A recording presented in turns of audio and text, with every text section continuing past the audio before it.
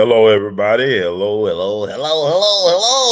everybody. Welcome to another wonderful, entertaining, agitating edition of We All Be News Free Dixie for the 21st century. I'm your host for this empowerment segment, Brother Ron, also known as R2C2H2, the Artemis. And this is We All Be. Knowledge still is the currency of the universe, but we are living in a state of the idiocracy. So we're going to have our guest on, the Honorable Judge Joe Brown. Judge going to be in the house, judge in the house very soon. But let me set the mood. I'm glad for y'all to tuning in to tune out so you can get in where you fit in. She's your host, Brother Ron, your good steward of the We All Be verse. This is the We All Be verse. So thank you. It's a lot to talk about. Wait for Judge. Saw Judge last night at an event. Been a minute. People assume just because we live in Memphis area that we see each other all the time, that I talk to the judge all the time. That is not the case. Judge is a busy man. I'm a busy man. But it's always good to engage the judge when I can in different venues when we have the chance to. Judge one of those people that add value wherever he goes. He's a very unique individual. Could be possibly the most interesting man in the world. But let me just talk about and Judge is a real elder. I don't believe elders are, you got to be old to be an elder. A lot of people are not elder because they're old, they're olders. They're not elders. I think elders, I don't believe it. Age is nothing but a number when it comes to real elders. I mean, a lot of y'all, gravitates towards olders, mistaking them for elders, and they don't add any value. They take more than they give, and they leave no legacy. So don't mistake olders for elders. That's very important. And Judge is most definitely an elder, a true public servant, somebody, we all can agree to disagree, but still be a person of value, a person who is very agreeable when it needs to be, when it comes to the progress of manhood. We need more men around, especially in our so-called Black community. We don't have a community. I think it's a travesty, really. When I talk about the state of idiocracy, you look at what's going on with politics. A lot of olders think they're smart. They're not that smart. Their politics expose how not so smart they are. I'm going to be trying to be kind. A lot of our people don't know how to play no politics, man, let alone chess or checkers, or barely know how to play Uno and Scrabble and solitaire. A lot of us are not good at playing these games if we think we know how they go. Black folks' political game is lacking. Black people are strange, interesting, beautiful, wonderful people, but strange, interesting folk we be. And I'm going to say Black, people, I'm a Native American, man. Y'all, look, a lot of posturing, a lot of intellectual posturing going on with our people right now at the moment. But let me just say this. People say, well, Black folks can't get along. They always fighting. Everybody fight. But the difference between so-called Black people and other people, other folks put their people first before they put anybody else first. They know that self-preservation is the number one law of nature. Like you look at what all the Asians get along. All the Asians don't get along. Chinese don't like Japanese. Japanese don't like Chinese. A lot of beef there over the generations, but they do have a code of conduct among themselves, how they conduct business among themselves. Black people think that all so-called Black people should get along. Not necessarily true. Haitians, Jamaicans, Nigerians, Ghanaians, African Americans. There's no reason why we should all just get along. We should respect each other. But Black Americans want to group all Black people as being Black American. You understand? Like, y'all want to say all Black folks that come to America should be grouped with Black Americans. Like, there's a lot of so-called, volunteer immigrants, right? Volunteer immigrants, so-called Black people. They do not identify with so-called African American people, whatever that means. A lot of them look down on so-called Black American people, foundational Black American, ADOS people. And we should never, ever be an ally to people that don't respect us, and we can't respect ourselves, because really being an ally means you have self-respect for yourself. You don't need nobody to be your friend if you cannot be a friend to yourself. I remember I went to the lynching memorial opening weekend down in Montgomery, Alabama. And I met a brother who was Ghanaian American. His parents were from Ghana. He actually came from, I want to say Tulsa, Oklahoma, somewhere in Oklahoma. He was in medical school, had a very important medical exam, but told his professor, his instructor, look, I have to make this up because I must be down in Montgomery, Alabama for the weekend of the, talk about really Black American Holocaust, the lynching memorial. So I wish I recorded this, bro. I didn't have my camera on me, or at that time, allegedly, we were not allowed to record on the premises of the lynching. I call it the lynching memorial, whatever you want to call it. I call it the lynching memorial, right? And this Ghanaian American, he's first generation American. His folks were from Africa. They voluntarily came to America. He had to school his own parents, saying, look, don't disrespect Black Americans. You were not forced to go somewhere you did not want to go. You were not stripped of your identity. You voluntarily came over here. You knew your mother tongue. You knew your identity. So why are you upset and mad and belittle people who really, we have come a long way, like Virginia Slims, baby, who really helped give America its identity. It's the irony is that they stole my people identity, stole our identity, robbed us of our identity, but yet we gave this country its cultural identity as well as its economic inheritance that we are still being denied. Because even when you look at, man, I remember when they asked, read somewhere where they asked B.B. King what he thought about the Beatles. He said all they did was re-import the blues. Because B.B. King and Willie Dixon, Bo Diddley, Little Richard, Muddy Waters, Howlin' Wolf, Otis Redding, all them cats used to go or went to Europe. And these folks like Eric Clapton, the Beatles, and Rolling Stones, I'm never gonna get tired of this. They'll be at their feet like little infants, learning our music. Little Richard allowed the Beatles and Rolling Stones to open up for him when they were living out in vans, when they were nobodies. Little Richard had put so many people onto game. There's no rock and roll without Little Richard or Ike Turner. And I'm not trying, but I'm saying, I remember a couple of years ago when Baba passed, and I went to see his brother, Ron Gregory, Dr. Ron Gregory in St. Louis. I interviewed him. He said, Ron, what's funny is that you could have seen my brother for about $20. You could have seen the actual real life Dick Gregory, about $20. Took a picture with him, brought one of his books that he autographed, and yet they will pay $100 to see somebody imitating Dick Gregory.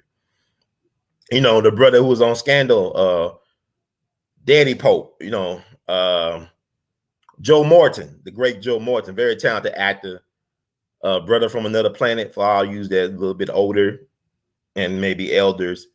When that Dick Gregory thing, Turn Me Loose came out on Off Broadway. I didn't get a chance to see it. Joe Morton performed a little bit at Dick Gregory's homegoing. But people was willing to pay up to $100+ to see this dude imitate Dick Gregory, when you could have went to Caroline's and probably paid maybe $20, $25 and a drink, whatever, to see the actual Dick Gregory at that time. America is weird. It hates its originals. It hates the originals. It loves the imitators and the cheats and the copycatters, but hate the originals. So this is where we at right now. And Judge Joe Brown is most definitely an original, American original, in his own way, a true iconoclast. But getting back to our people, Joe Biden. See, I don't really look at the propaganda y'all call news. I like going to people's social media timelines, whether it be Instagram or Facebook or Fedbook or Snitchbook or whatever, Snitch House, and y'all, screenshot the headliners. I saw something where Joe Biden cut down the HBCU, historically Black college and university money, down to $2 billion.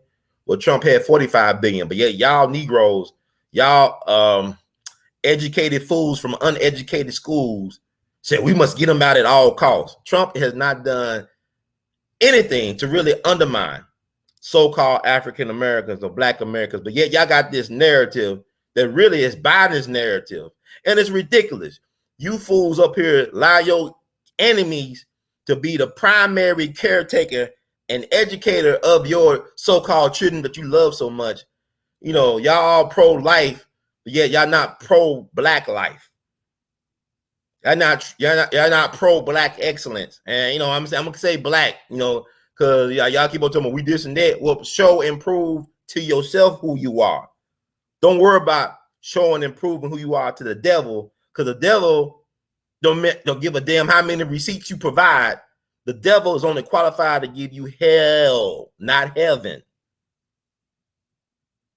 Y'all let the devil, man, I'm gonna tell you something. Yesterday, I was listening to R. Kelly all morning. Just like R. Kelly's catalog is amazing. I don't give a damn if he's the worst pedophile or serial killer, whatever you want to call him. He's a creative genius like no other. He belongs in the conversations of the Marvin Gayes and the Sam Cookes and the Otis Reddings, all them cats. He's up there with those guys. Very talented. I'm not going to stop listening to R. Kelly just because the white man say he's guilty of what devils do and know best. No, they got R. Kelly on the Mann Act, which they set up for Jack Johnson, who just got pardoned posthumously by Donald Trump. Obama was too scared of his own shadow to pardon a black man for something he shouldn't have no pardon for. What I'm saying is, white folks will have Hugh Hefner's and Larry Flint's. You know, if Bill Cosby guilty of something and he met the girl on Hugh Hefner's property, how come the estate of Hugh Hefner has not been sued or held accountable? Basically, Playboy is the blueprint for Jeffrey Epstein. That's what they make it sound like, allegedly. Malcolm told you who the biggest pimps were on the planet. This government show you who the biggest pimps and drug dealers are. There is a documentary on Hulu called MLK FBI. It talks about the FBI surveillance of Dr. King and Dr. King's legacy in light of what was found allegedly from the surveillance. You know, the alleged notorious sex tapes they sent to Coretta. Dr. King allegedly participated in an orgy in D.C. with a Baltimore minister who allegedly raped one of his church followers, allegedly. All this alleged. I'm having a hard time right now. As I sit, I'm right across the street from Lorraine, where they shot Dr. King in the face back on April 4th, 1968. I have a hard time trusting the FBI. Be honest with you, you know why? Because the gun that allegedly killed Dr. King could be traced back to the FBI. So the people that were, you know, wiretapping King's phone and spying on him in hotels may also be the same folks allegedly responsible for his death. Because you got to recall, back on December 8th, 1999, in a U.S. civil court in Memphis, Tennessee, the U.S. government was found guilty. Elements within the U.S. government were found to be complicit in the assassination of one Dr. Martin Luther King Jr. So this should be common knowledge, you so-called woke people, but yet the FBI, y'all trust. You know, the FBI, they tore up Neverland Ranch looking for evidence that Michael Jackson was an alleged pedophile. They couldn't find it. I'm kind of weird. I don't know. I just have a hard time trusting these government authorities that don't have the best interests of the people, especially so-called black people. Never had the best interests of black folk. But yeah, y'all trust these people when they say so-and-so is this and that. In spite of what they say about Dr. King or what may come out in 2027 when they release all this stuff from the National Archives, allegedly, they might not even release it. But Dr. King was a hero to me. You know, I did not agree with everything that he endorsed or whatever. And at the end, he was actually coming around to being more radical. No, really, Jacob Hoover was the hero back in 1968. That's how the country was thinking. Jacob Hoover was a hero. He could do no wrong except violate people's civil and human liberties and also quite possibly assassinate people who were trying to empower the people. Not just Dr. King, but Fred Hampton Sr. Not just Fred Hampton Sr. and Dr. King, but also Malcolm X. Not just them, because you had Klan riding, you had FBI riding shotgun with the Ku Klux Klan. And really the Klan is endorsed by the system because they're, and they were created by your beloved Democrats, black people. You know, Malcolm, in his last couple of years on the planet, was telling y'all about the horrors of the so-called Dixiecrats, the same folks who actually helped train Joe Biden. You know, the Strom Thurmonds, the James Eastlands, those type of people. So this is well documented, but our people do not read. We are living in a state of idiocracy where we celebrate being idiots. You know, y'all really do care about this foosball, football. And I like sports, but the thing about it is we got technology where I'm not going to spend 3 to 6 hours of my Sunday looking at these dudes running up and down some field, destroying their lives, their health, because your health is your wealth. And we celebrating people destroying their bodies for our entertainment. And you wonder why you can't get no reparations, because this country has destroyed black bodies for generations and decades to create its wealth, just like the NFL has destroyed black bodies for decades to create its wealth, majority black bodies. And I'm not knocking no sports, but I'm saying this is like the gladiator age, right? This is like Caesar's time. This is bread and circuses on steroids. We are living in a state of bread and circuses on steroids. So this is where we at. And we're waiting for Judge, but we'll see when he come on. Judge been having his health troubles, trials and tribulations. Just send great vibrations and thoughts and meditations, because Judge is on Valhalla. He's on that Viking stuff. I didn't say Vicodin. I said Viking. I mean, like Valhalla or whatever. Like Judge is really a rider like that. But there's a lot to talk about and discuss. It's like I'm right across the street from when they shot Dr. King in the face. Right. If you go across the bridge to Arkansas, now this week is also the 101st anniversary of the Elaine race massacre, which happened on September the 30th, 1919, where black people, all they were doing was meeting at a black church down in Hoopspur, outside of Helena, Arkansas, in the Arkansas Delta. You had black sharecroppers trying to organize a union to protect themselves from exploitation by white landowners and business owners, capitalists. You get the police attack a black church. Well, black folks was peacefully assembled. The black folks fought back in self-defense. But what the town people got, the white folks said, oh, the black folks were planning a revolution, an insurrection. They was going to kill everything white, including cotton in their sight. Anything that was white, they was going to kill.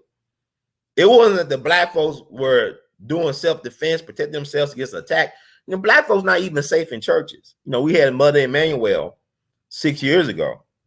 Think about the 4 little girls down in Birmingham, Alabama, back in '63 of September, right after the March on Washington. You had that happen. And you have the Elaine race massacre. Black folks peacefully assembled. Then you had, you know, they were burning black churches down in the 90s. You had that black church in the Mississippi burnt down to kick off Freedom Summer to lure the 3 civil rights activists into a trap where they were lynched by the Klan and law enforcement down in Mississippi and buried in the earthen dam. So black folks we're not even safe in church from white terrorism, from state-sponsored white terrorism. So you had these black folks fought back. The white folks spread rumors that black folks were trying to do an insurrection. So allegedly, you had as many as 1,000 black folks killed. Black families decimated, excuse me. No black, so-called black person was spared. You know, I'm about to do a show about the Elaine race massacre. Now, I interviewed Dr. Robert Franklin. He did his thesis on the Elaine race massacre. He actually interviewed a sister at that time who was 100-some years old, who was like one of the survivors of the massacre. And his scholarship at the time, when he was doing his dissertation, was so new that when he was to defend it, the so-called academics, the people that has chaired his all that stuff, they didn't really have any questions for him, because they didn't know the history that he was telling that well. So I interviewed Dr. Robert Franklin a couple of times on the platform. And you can look into the We All Be TV archives on YouTube, youtube.com/WeAllBeTV. And you can find those interviews. And also I interviewed an Arkansas lawyer and historian named Griff Stockley. He wrote a book, I believe, called Blood in Their Eyes, that talk about the Elaine race massacre. It wasn't a riot, it was a massacre, it was genocide. State-sponsored genocide, because the governor at that time brought in the Arkansas Guard or National Guard. And basically it was, they were killing black folks left and right. They didn't care if you was young or old, man, woman, or child, gun or no gun, you was being lynched. So we talk about this stuff. Okay, Judge, he said, give him 15 minutes. Oh, no problem. Like I said, I can hold my own. I ain't like one of these cats depending on my guests. I'm a unique MFer. Nobody does what I do. Not like I do it, because I'm not only doing podcast stuff, I'm actually doing stuff in the community. I'm doing major league stuff at the grassroots level. So people that said nobody ain't doing nothing, you can miss me with that BS, because people doing stuff all day. I'm very solution oriented. So when I get on here and talk about issues, about history, I'm not living in the past, because the past is never past, because we still catching hell as black folks, because we still stuck in hell. You understand? Like, I have my joys and pleasures as well as my pains and sorrows. But my thing is to amplify this stuff, because too many people ain't talking about it. People got platforms way bigger than mine. They stuck on their BS. I'm telling you factual, actual stuff that your children should know. See, y'all mad at the schools. Schools ain't responsible for teaching knowledge itself. I never learned about racism. I ain't learning about no black. I learned more about black history reading my grandma encyclopedias than I did from any school teacher at any level of my so-called education, my so-called formal education. Learn more about who I am outside the classroom at home than I ever did at the school. So miss me with the critical race theory if you're not talking about the Elaine race massacre in this way. So you had this family of prominent black doctors. Look up the Johnston brothers, Johnston, Johnston brothers. He was a prominent family. Their father was a well-respected minister up in Pine Bluff, Arkansas. He was a U.S. color troop veteran. He fought in the Civil War when he was just a teenager. I believe their father was born in 1847. So the Civil War, he was a teenager fighting in the Civil War, but he was a prominent minister up in Pine Bluff, Arkansas. Their mother was, prominent as well. She actually, I believe, at one point ran a funeral home in the, I don't know if it's Pine Bluff or whatever, but I think she ran a funeral home up there. But nonetheless, she raised some incredible sons. Several of them became doctors. One was a World War I veteran who served with the 369th Regiment. That's the New York National Guard 15th Regiment. These were the group of black soldiers that were disowned by Uncle Sam and adopted by the French and became known as the Harlem Hellfighters. They're arguably the most decorated fighting unit from America, but they were not claimed by their own government. They was under fire longer than any other regiment from America.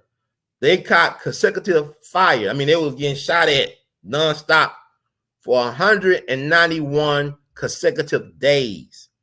They never lost an inch of ground to the enemy. One of my heroes, James Reese Europe, Lieutenant James Reese Europe, I call him the Jazz Lieutenant, wrote a book about him. He was the first black man to lead troops into battle during World War I.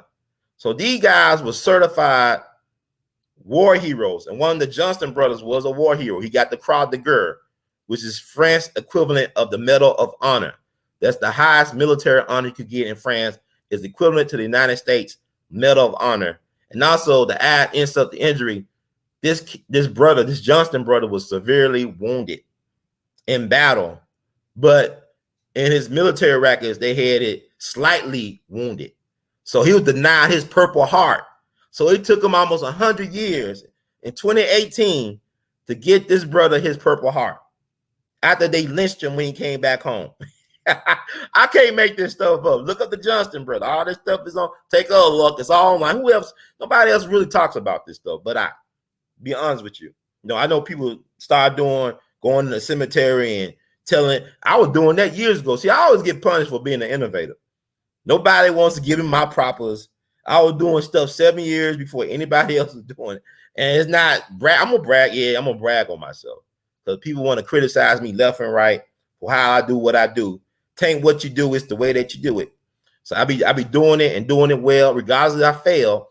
You can never fail. You don't stop trying. So these brothers, the Johnston brothers, well-known, family full of doctors, inventors, war hero. They was on a hunting trip and they got in a bad way. They got caught in the Elaine race massacre going on. And one of the so-called white friends of one of the brothers called himself, say, "Yay, y'all didn't get out y'all car and catch a train. It's not safe for you guys to be driving through this area because they killing black folks left and right. Your best bet is to catch the train." But the white mob stopped the train, got the brothers off the train. Nobody really knows what exactly happened. All we know that the four Johnston brothers were lynched. We don't know what happened. Some people believe that one of the brothers tried to grab the gun of one of their people, one of the white mob leaders, and that white mob leader was killed in hell of bullets, allegedly by one of the brothers. But some people said it was another white man that killed this white mob leader and blamed it on the Johnston brothers. But anyhow, you had four black men of great education, of great service to their community, dead, and as well as to their country. Allegedly, their mom, who ran a funeral home at one point, had to pay the white mob ransom to retrieve the bodies of her sons. She already had to bury her sons. And see, this woman ran a funeral home, and she had to pay the white folks ransom just to retrieve their remains. And allegedly, they are buried somewhere in one of those cemeteries in Pine Bluff. Here's the crazy thing about the Elaine race massacre.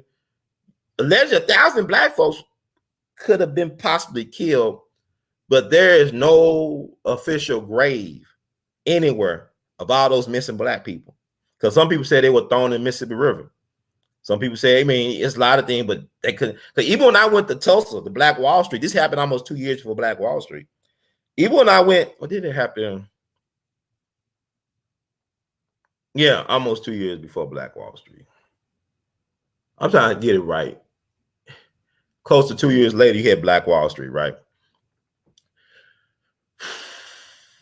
This stuff make you frustrated. But even with Black Wall Street, I was able to locate some graves in one of the cemeteries. It was a mass grave, and also they found it was a mass grave, but you also had victims of the Tulsa race massacre, Black Wall Street massacre.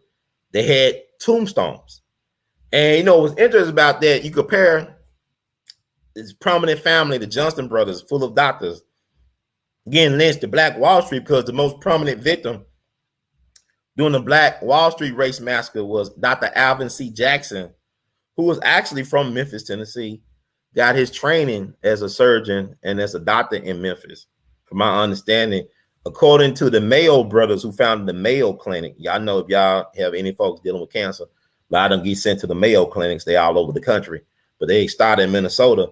The Mayo brothers consider Dr. Alvin C. Jackson the greatest black surgeon in the whole country. And really, he was probably one of the greatest surgeons, period, at that time. He actually invented tools that I still use to this day in surgery.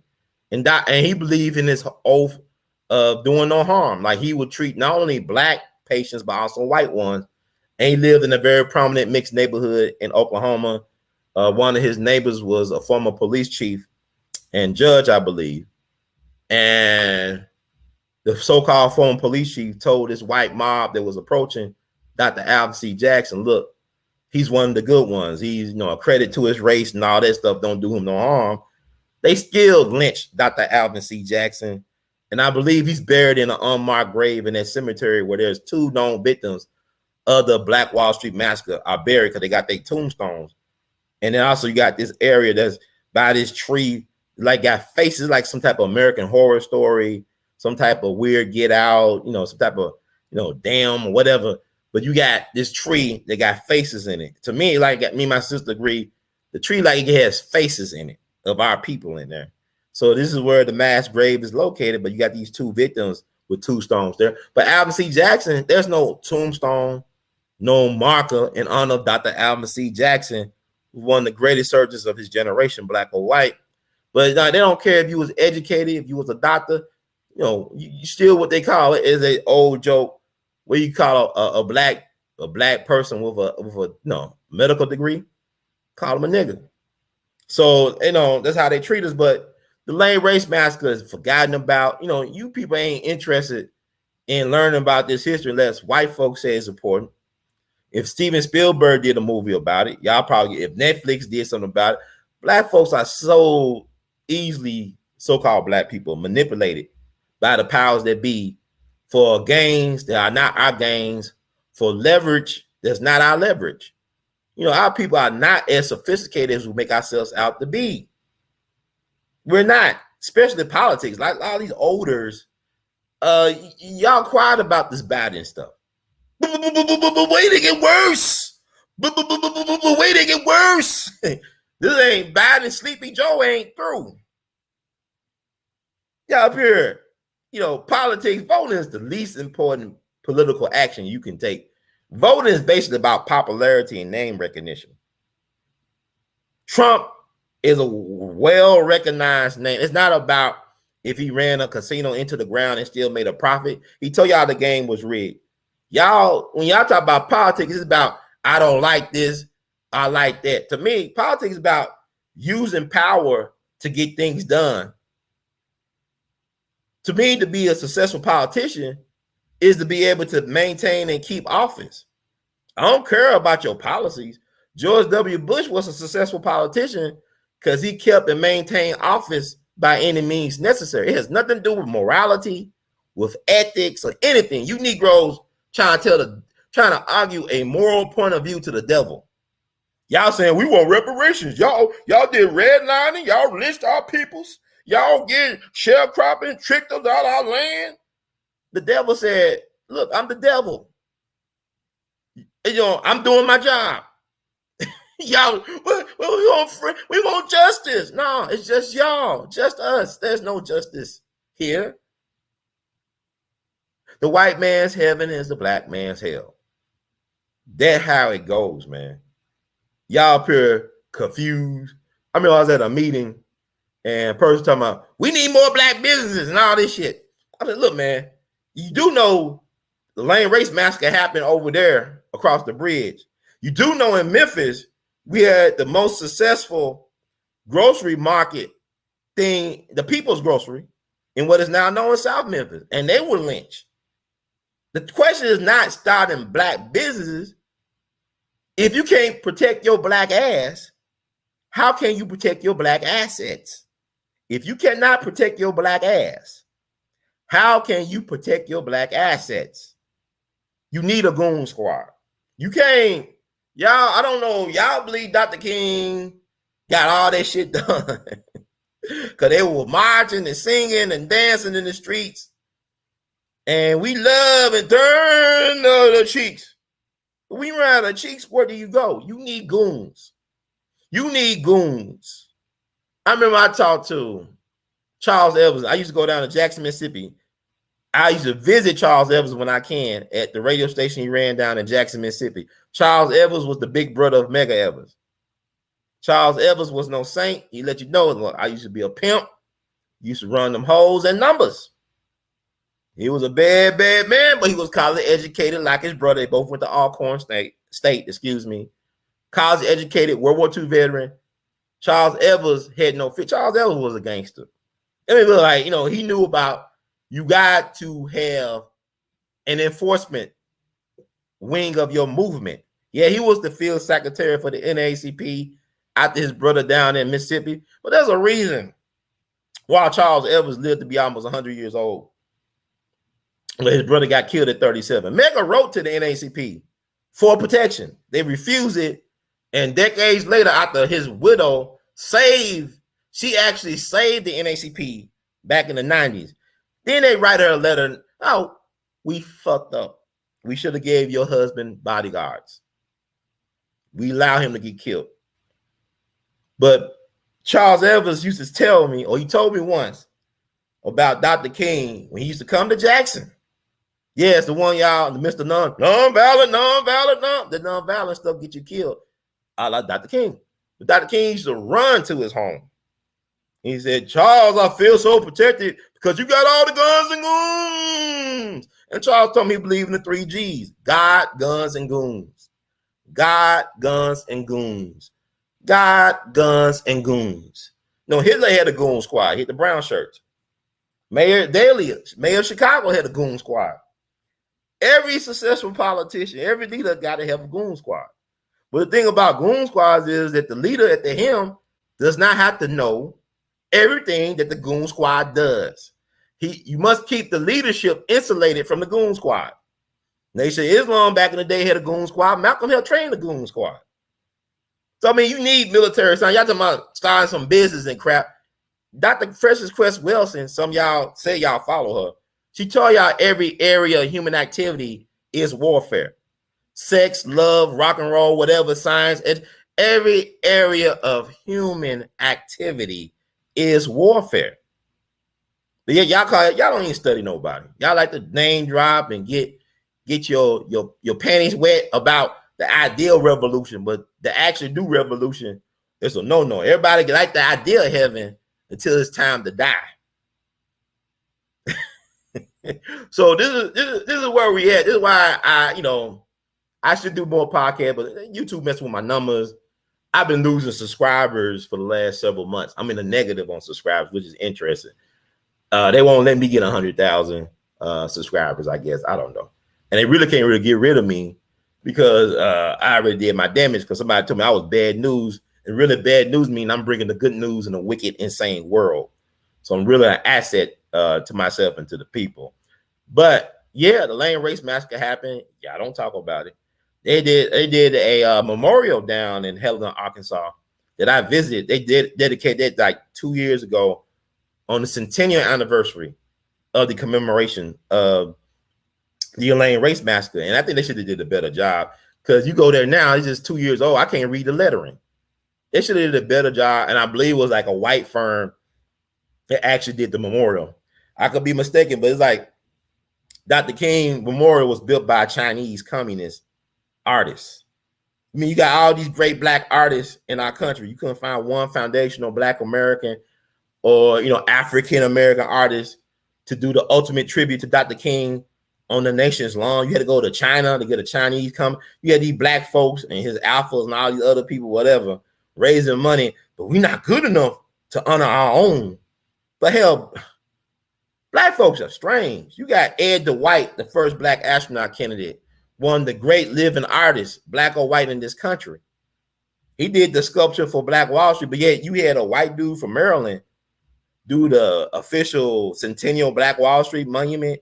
You got great black artists in Tulsa that could have did that. Why you had to go to Maryland for the white man? Then he emasculate the black man. He got the black woman holding and carrying the black man in the memorial. He got the kid crying. This country loves to try to destroy and have the death of black masculinity on its lips. This country is evil because you want black men to be masculine, and yet our people endorse this BS. It's like with the Black Wall Street thing, you had World War I veterans. These black men were whooping the white folks' asses or assets. They were sniping white folks. They was getting the better of them. Then they brought in the so-called National Guard, the law and authority, law and order, right? Really law and confusion and disorder. But the black men respect the law. This every damn time. Like even go back to People's Grocery lynching, we had a black man rifle club defending the store in Memphis, and then they shoot into the white mob. Oh, we hit some police officers who were breaking the law. So we turn ourselves over to the devil to catch hell. And you wonder why they were lynched. Because you respect law. You try to act like, man, it's all about contradictions, man. Y'all learned the law. They said, well, you breaking the law. Well, we made the law. We could change it when we want to change it without due process, without going through the legislation and bullshit. We don't honor contracts or treaties. We cons. It's the American way. So every time black, I'm gonna turn myself in, this is law and order. Then they send you to concentration camp. Then they go rape your women, kill your children, burn down your community. You must be able to protect your ass and assets. And black man in 2021 cannot protect his ass nor his assets. So this is where we at. So yeah, we do need to man up, very important stuff. But like I said, I could carry myself. I'm doing interest work. Like y'all talking about, well, nobody doing shit. I'm doing shit all day long. Hardly get no support, but the support I get is love. You know, I'm actually doing stuff. It's not just me talking, running my fucking mouth. No disrespect to anybody, but a lot of people just talking. I don't listen to a lot of podcasts. I don't listen to a lot of people y'all think I'd listen to. I don't listen to them. I don't have no problem with them. But sometimes when you actually doing the work, you like, man, let me just take a little breather. I'm actively solving stuff. Like I'm doing stuff in so-called community. And folks thought I would stop doing this a long time ago. And I'm just a fool like that. I don't know how to stop. I don't know how to quit. I thought I told you that we won't stop. But people, cause like it's gotta be more than just money. If you're doing the work I'm doing, you gotta have more motivation, just money or fame and pussy. Because I don't get holler into that. Drought, man. Because if I knew 2020 was coming, and man, I would have got more WAP than I turned down. I wish I had a time machine or a hot tub time. I would have got all that WAP. You know, people talking about women. Man, I don't look. If I had kids, it don't bother me. Shit, you know. But my thing about our people is, it's weird that you still think that it's okay to kick your kids out at 18 and not prepare them for the war that we're in. You leave your kids AWOL. White people don't leave their kids AWOL. They don't give a fuck how fucked up their kids are. They look, I'm gonna take care of mine. You know what I'm saying? We're gonna put them in this position. Y'all telling your kids you get the mercy of your enemies. You get the job, you know, not getting them in generational wealth, you're not getting them in the game because you've been conned. Cause y'all actually think that schools are responsible for teaching them history. Schools just should be teaching like the basics to navigate this hellish system. Reading, writing, and arithmetic. You learn history and knowledge yourself at home. But if you homeless and got no home, you rootless, have no roots, then that's a problem. This is why it's important that I do the work that I do. Because folks always talking about money, money, money, money, money, with the picture of your slave owners on it. Don't be a slave to their currency. Make yourself current. You are the currency. Black folks always been the currency. Judge is warming up his iPod. I don't know what's going on, man. But like I said, I can carry shows on my own, man. There's a lot to talk about. But we need to get serious about this, man. Black men are needed, man. Okay, Judge, just a second. But black men are needed. I want you males to decide to be men. I don't care how you was raised, you know, all the stuff you went through. To be a man is a calling in the world, and to be a black man and stand on principle, to embrace your masculinity at all costs is a calling that many can't answer the call. Because I'd be damned, you know, we went from Bill Cosby picking up white girls at Playboy to black dudes being the Playboy bunny. This is we went from Tupac's "The Hell You Give Little Infants Fucks Everybody" to "Fuck Your Children," Little Nas X. Then Little Nas say he wants some pussy. See, I think he was trolling all along. I don't care. It's not that I don't, you know, like Lizzo or Little Nas X. Lizzo's very talented, but I just don't see LeBron James as being Malcolm X. I never got that confused. He's not even Muhammad Ali, and neither should he be. He should just be himself. You know, LeBron James felt. You remember that magazine cover? They had him posing like King Kong. They had Tom Brady's wife like she was the prize. Yeah, I remember when Baba Dick Gregory said, well, King Kong was based on Jack Johnston. It's the fear of black testosterone. It's the fear of black masculinity. See, black men are powerful, but yet your imagination is lacking, because all you think you could do when you powerful and strong is run a football up and down the field and throw a basketball into a hoop. See, you know, we don't really tap. It's not just about being physically strong, but having the mentality. Yeah, man, can you imagine Jim Brown? If he had that same type of mentality and strength in another area of human activity, imagine he took that to a war. If he was like a military guy, like a Hannibal, all that strength and power. See, it's like you got the elephant in the carnival, in the circus, that been raised. The elephant is very powerful, majestic animal in some facets. I would say it's powerful, majestic, but yet, if you've been raised as an elephant from the time you was a small elephant, that you can't move if you pin down to that pin. They tie your rope to this pin thing in the ground. You'll never know how powerful you are because you limit yourself by these people's expectations of you and who you should be. You condition yourself to think small when you are a force of nature. This is the problem with black people, in particular black men. We have been conditioned to think small when really we are a force of nature like no other. We have allowed ourselves to play down our strengths, to never realize our full potential, like that elephant who's been raised in a circus and a carnival, thinking that they cannot move because they tied down to the little small pin thing or nail or whatever you call it, nail, whatever. But this is black people. We have allowed white folks to define who we are and where we're going to go. Because to really be free is to have faith in the unknown. And it's scary for people to have faith in things they do not have any understanding of or any, where's the end game? Freedom ain't about security. Y'all are securely in hell. Y'all have secured yourself in misery and all types of torture.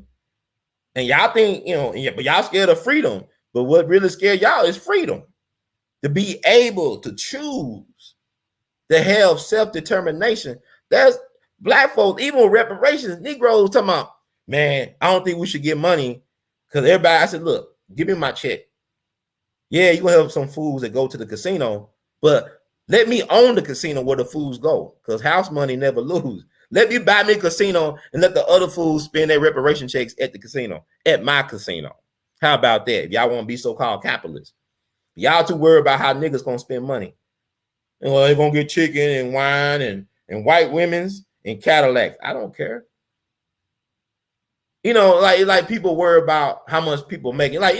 It's funny how these sports networks and shows, they talk about, well, so-and-so signed this contract and so-and-so signed, but they never talk about how much the owners are making.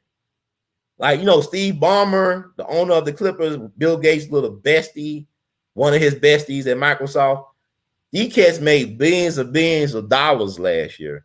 Y'all worry about Dak Prescott and LeBron. They capped LeBron. LeBron should be making billions of dollars.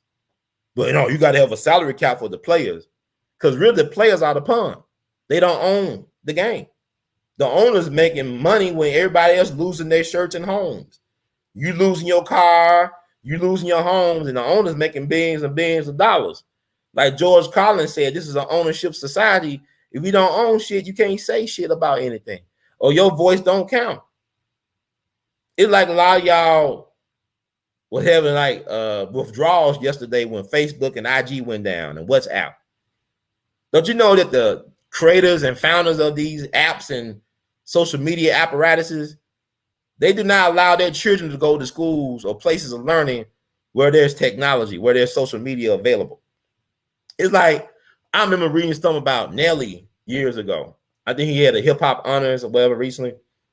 And I actually like Nelly. And people they want to reinvent history. Nelly wasn't cool at one point, just like Ja Rule. But that's another story. But Nelly was saying that the only meat he ate was fish. He didn't eat other meats, and he was talking about his lifestyle. I'm saying, but yet, I'm not just talking about Nelly, but he promotes something else in his music. But he said, I'm living clean. I'm eating clean. I remember reading somewhere Eminem and Dr. Dre would not let their children listen to their music, but you let your children listen to Eminem and Dr. Dre. You didn't give a damn. You had no filters. You let the television raise your children, because y'all mad at R. Kelly, but R. Kelly never lied to nobody. He said he was the Pied Piper. Satan was a master musician. There's Satanism, even in gospel music. There's some Satanism, demonic things. Look at the lives of some of those gospel artists. But anyway, enough of me. We got the man of the moment, the one and only, the most honorable of honorables, the future mayor of Memphis. I give you, ladies and gentlemen, boys and girls, scholars and laymen, Judge Joe Brown. How you doing, sir? How you doing, young brother? Good. I'm just warming it up for you, opening act. But I gotta tell people, because you don't do a good job of promoting your product. This stuff is amazing. It makes everything taste better. Trust me, I had some some horrible Oh, you beef got you ribs. some. It's good, isn't it? Yeah, it's good. It works. It's like I'm I'm not getting paid for I this. said it was good, didn't it? Now it is good. I'm not getting paid for this, folks. This stuff is good. It is good. Thank you, Judge, for this sauce, and thank you for your time. How you doing today? Oh, I'm doing well. I just left a meeting with my committee Mm-hmm. about the mayoral thing, and we were setting some things up just in case it comes to pass about getting black banks in here, getting some black finance, getting some black construction for the general middle class and small businessman, irrespective of race around here, getting some seed money from the city that has gone to certain select interest in the past, invariably, so nobody else can get any play. You know, the people see, we don't have an income tax in Tennessee. Mm-hmm. Most of the revenue is generated by property tax, business tax, and sales tax. And the sales tax is regressive, so the people that are in the middle and at the bottom wind up paying a disproportionate share and get absolutely nothing back from it, because the gravy goes to the people that are controlling the city council and county commissions, board of aldermen, depending upon where it is. But this is a city race for 2023. And that's got to change so this place can get big. We've got to do something about using the free water flow from the Mississippi River that isn't going anywhere for a few million years to put in some hydroelectric plants, some turbines, and we can get some green free energy. Hi there, Miss Dana. Yeah, it's sometimes all about money. Sometimes it's about character too. A lot of things go into this makeup. It's a well-balanced thing. Now, see, money, when it gets brought into play without character to guide how it's spent, you can get hell. But that's what we've had.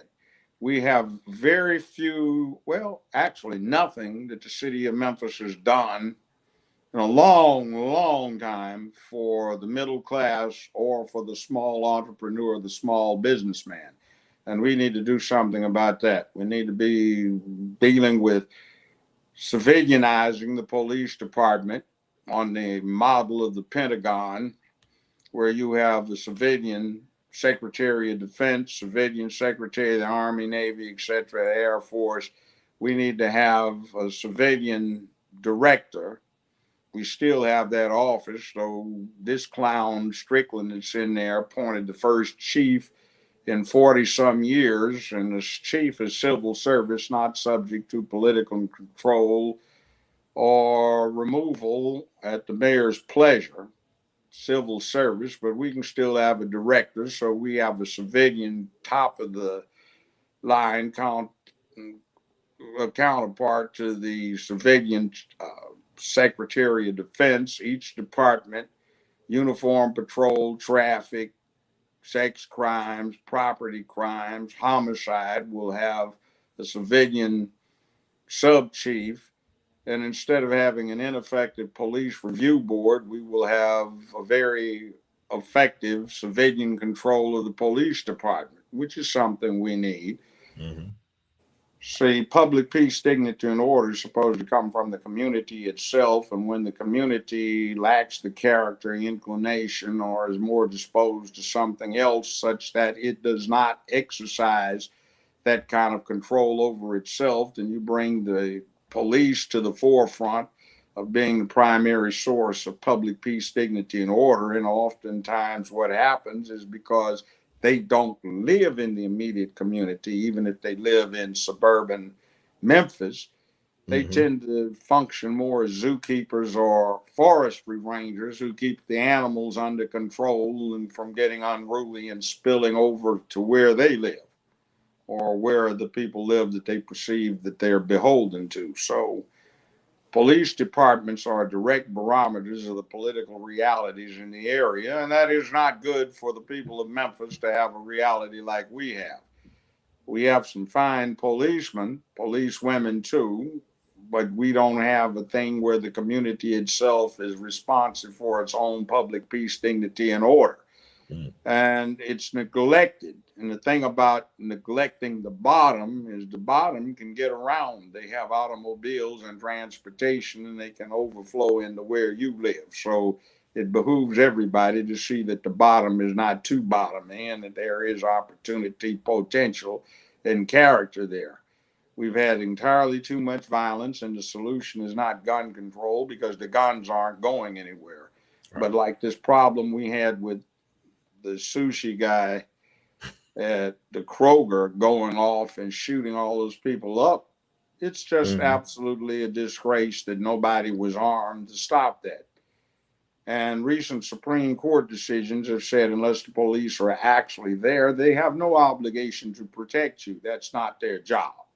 They can draw the chalk around the body and solve the crime, but they can't stop the crime. So that's up to the citizenry. And we need to do something about actualizing the potential that Memphis has as a place with unlimited green energy through hydroelectric power, no smog aversion layer, being the terminus for European barge traffic that gets loaded up in Europe, put on transports, dropped off in New Orleans, towed up to Memphis, unloaded at President's Island, where the customs investigation goes through.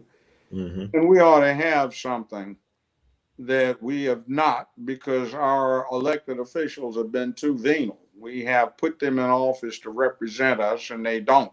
The other thing is we can't do anything about it until we get some legitimately fair, square voting machines, which the Justice Department under 3 administrations has said voting machines are totally corrupt. In fact, 13 years ago, they put the money up to replace every one of them.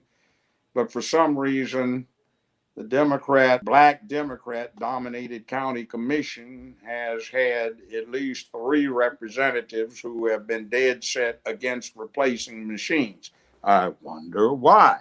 And now we have a problem with the city council having gotten involved, but some factions seem to be dead set against having a paper receipt trail to show who voted so that there can be an audit to determine if there's a fair election.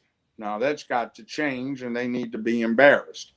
There's another thing, too, that we have a problem with. Most recently, the U.S. Supreme Court has reiterated an application of the 14th and 15th Amendments that go back to the 1870s, wherein they were applied to corporations that are fictional persons. And they've said that corporations cannot be discriminated against when it comes to political participation. So what happens is they get what they want, even if it's a small, closely held corporation, and they can donate back to the elected officials who, if they declare the receipt of the funds for political campaign purposes and declare that they've been converted to personal usage, if the political official declares it tax-wise and pays the taxes, no harm, no foul. So that is not good for us. There's somebody on one of these unsolicited phone solicitation things. I make a We get a lot of policy. that. Even All if right, I Joe, I buy got the it. product, You talk somebody about solicits me, I won't buy it anymore. Go ahead.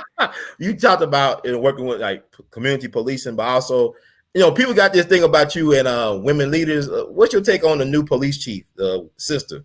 I mean, what do you think about She her? got fired for corruption in Atlanta, got questionable in North Carolina. Why did we hire her? I think the reason she got hired is somebody was trying to make a hit with the women. I don't have any problem with women being in charge of something. I'm not going to follow one personally because I am who I am. I'm an alpha male. And, but I don't think we need to just bring in somebody because they're black, gay, female, just because. You need to show the expertise. And we've had enough problem with corruption, particularly in the DA's office that does have a female DA. And the first time I encountered her back in the 90s personally was when she tried to sneak a case into my courtroom, and she gave up. Well, she never specified what the drugs were, but this person was supposed to get 1 year up front, unsupervised probation, judicial diversion, record expunged after 1 year, small fine, and the female co-defendant was supposed to have the charges dropped.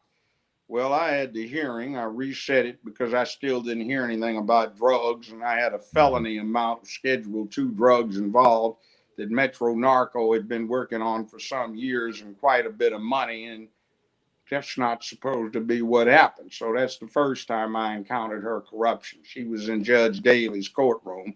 That was Division 5. And she wanted to transfer it into me and me hear it like a sucker and go along with it, but I didn't. So I set the thing for trial. Mm-hmm. But that's the way of it. So we need to have that stopped. Now, that aside, we haven't had a chief of police in 41 years. And the reason was because of venality and corruption in the police department. See, the director, who we've had for 41 years, last chief was under the former late mayor and pretty decent circuit court judge, Wyatt Chandler, was that the chief is civil service and is answerable to nobody but themselves. And that limits political control. And one thing we need in this day and time in the 21st century is a responsive police department that is answerable to the political process. So I don't see why that happens. So I'm going to offset it.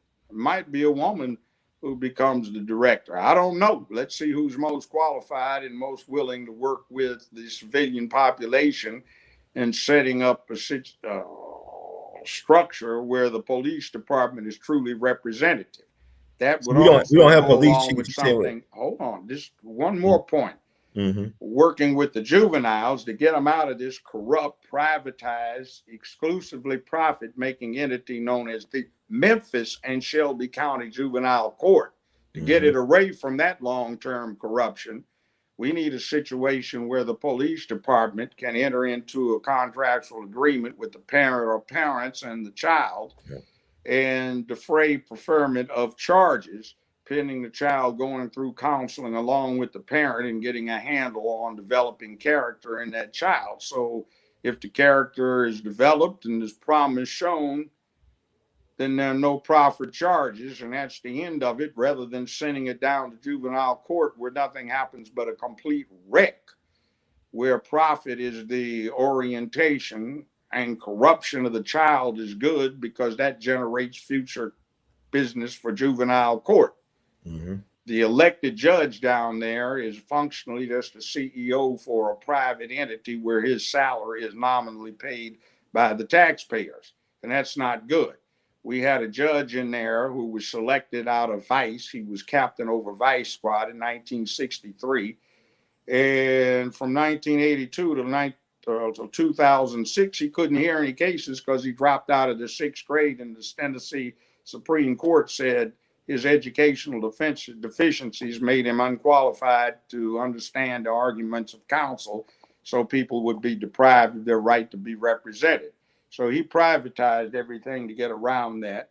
He should have been compelled to resign years and years and years ago because the law is clear. A judicial officer, which includes all judges of any jurisdiction who qualify for a ballot to run for a nominal political office, and he qualified for mayor twice, must resign, and he did not. So from that point, he should never have been allowed to sit. It was so bad. I remember I got to the bottom of it after filing a bunch of habeas corpus petitions against him as a lawyer. I had it as a judge who had appellate jurisdiction 1991 on a series of habeas corpus petitions fought for 240, 250 inmates by the sheriff's department, people who were non-compos mentis, but who had been in there for more than a year, couldn't be hooked up with their guardians because they weren't competent because of juvenile court trying to make profit off of them. So we got the discovery, and there's some things that need to be done. And if the DA was on their job, those things would result in some prosecutions. We need another Tennessee Waltz episode or two. But since that won't happen, the mayor can sick the city attorney's office on somebody and proffer the events to TBI, Tennessee Bureau of Investigation, and perhaps we can get some things cleaned up that way. See, Yeah, as well, actually, elaborated upon, we've got too much corruption in this city and too many folk, black officials who are in position now to do something about it, say, well, they've been doing it for years. It's our turn to get the gravy. No, it's your turn to deliver good, honest government.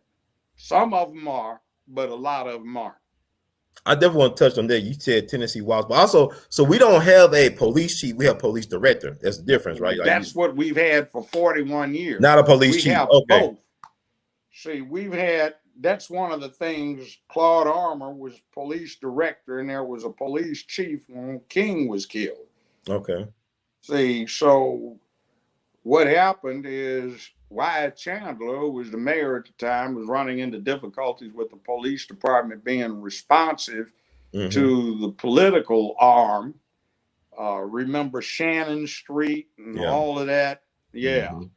Okay, so Chandler, when the chief of police retired, he just didn't appoint another one. So we've had a director who sits at the pleasure of the mayor.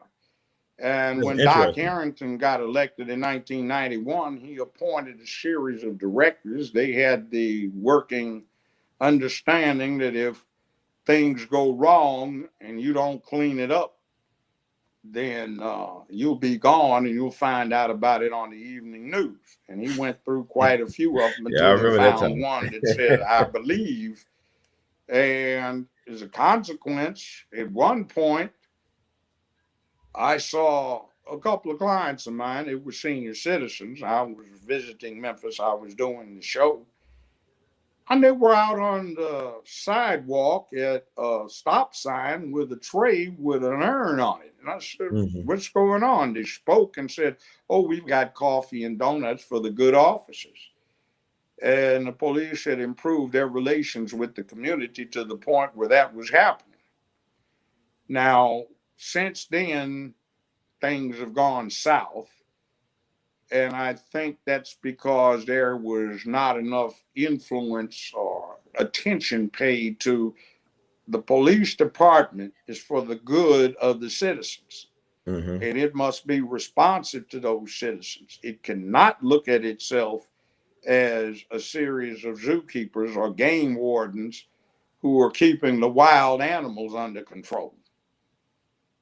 And we have to understand that. We've got to do something about manning up the community where we interject masculine principles, where it is the responsibility of a man to make where he lives a better, safer, more secure place filled with economic prosperity, sense of purpose, a decent economy, morality, and ethics, where public peace, dignity, and order is sacred.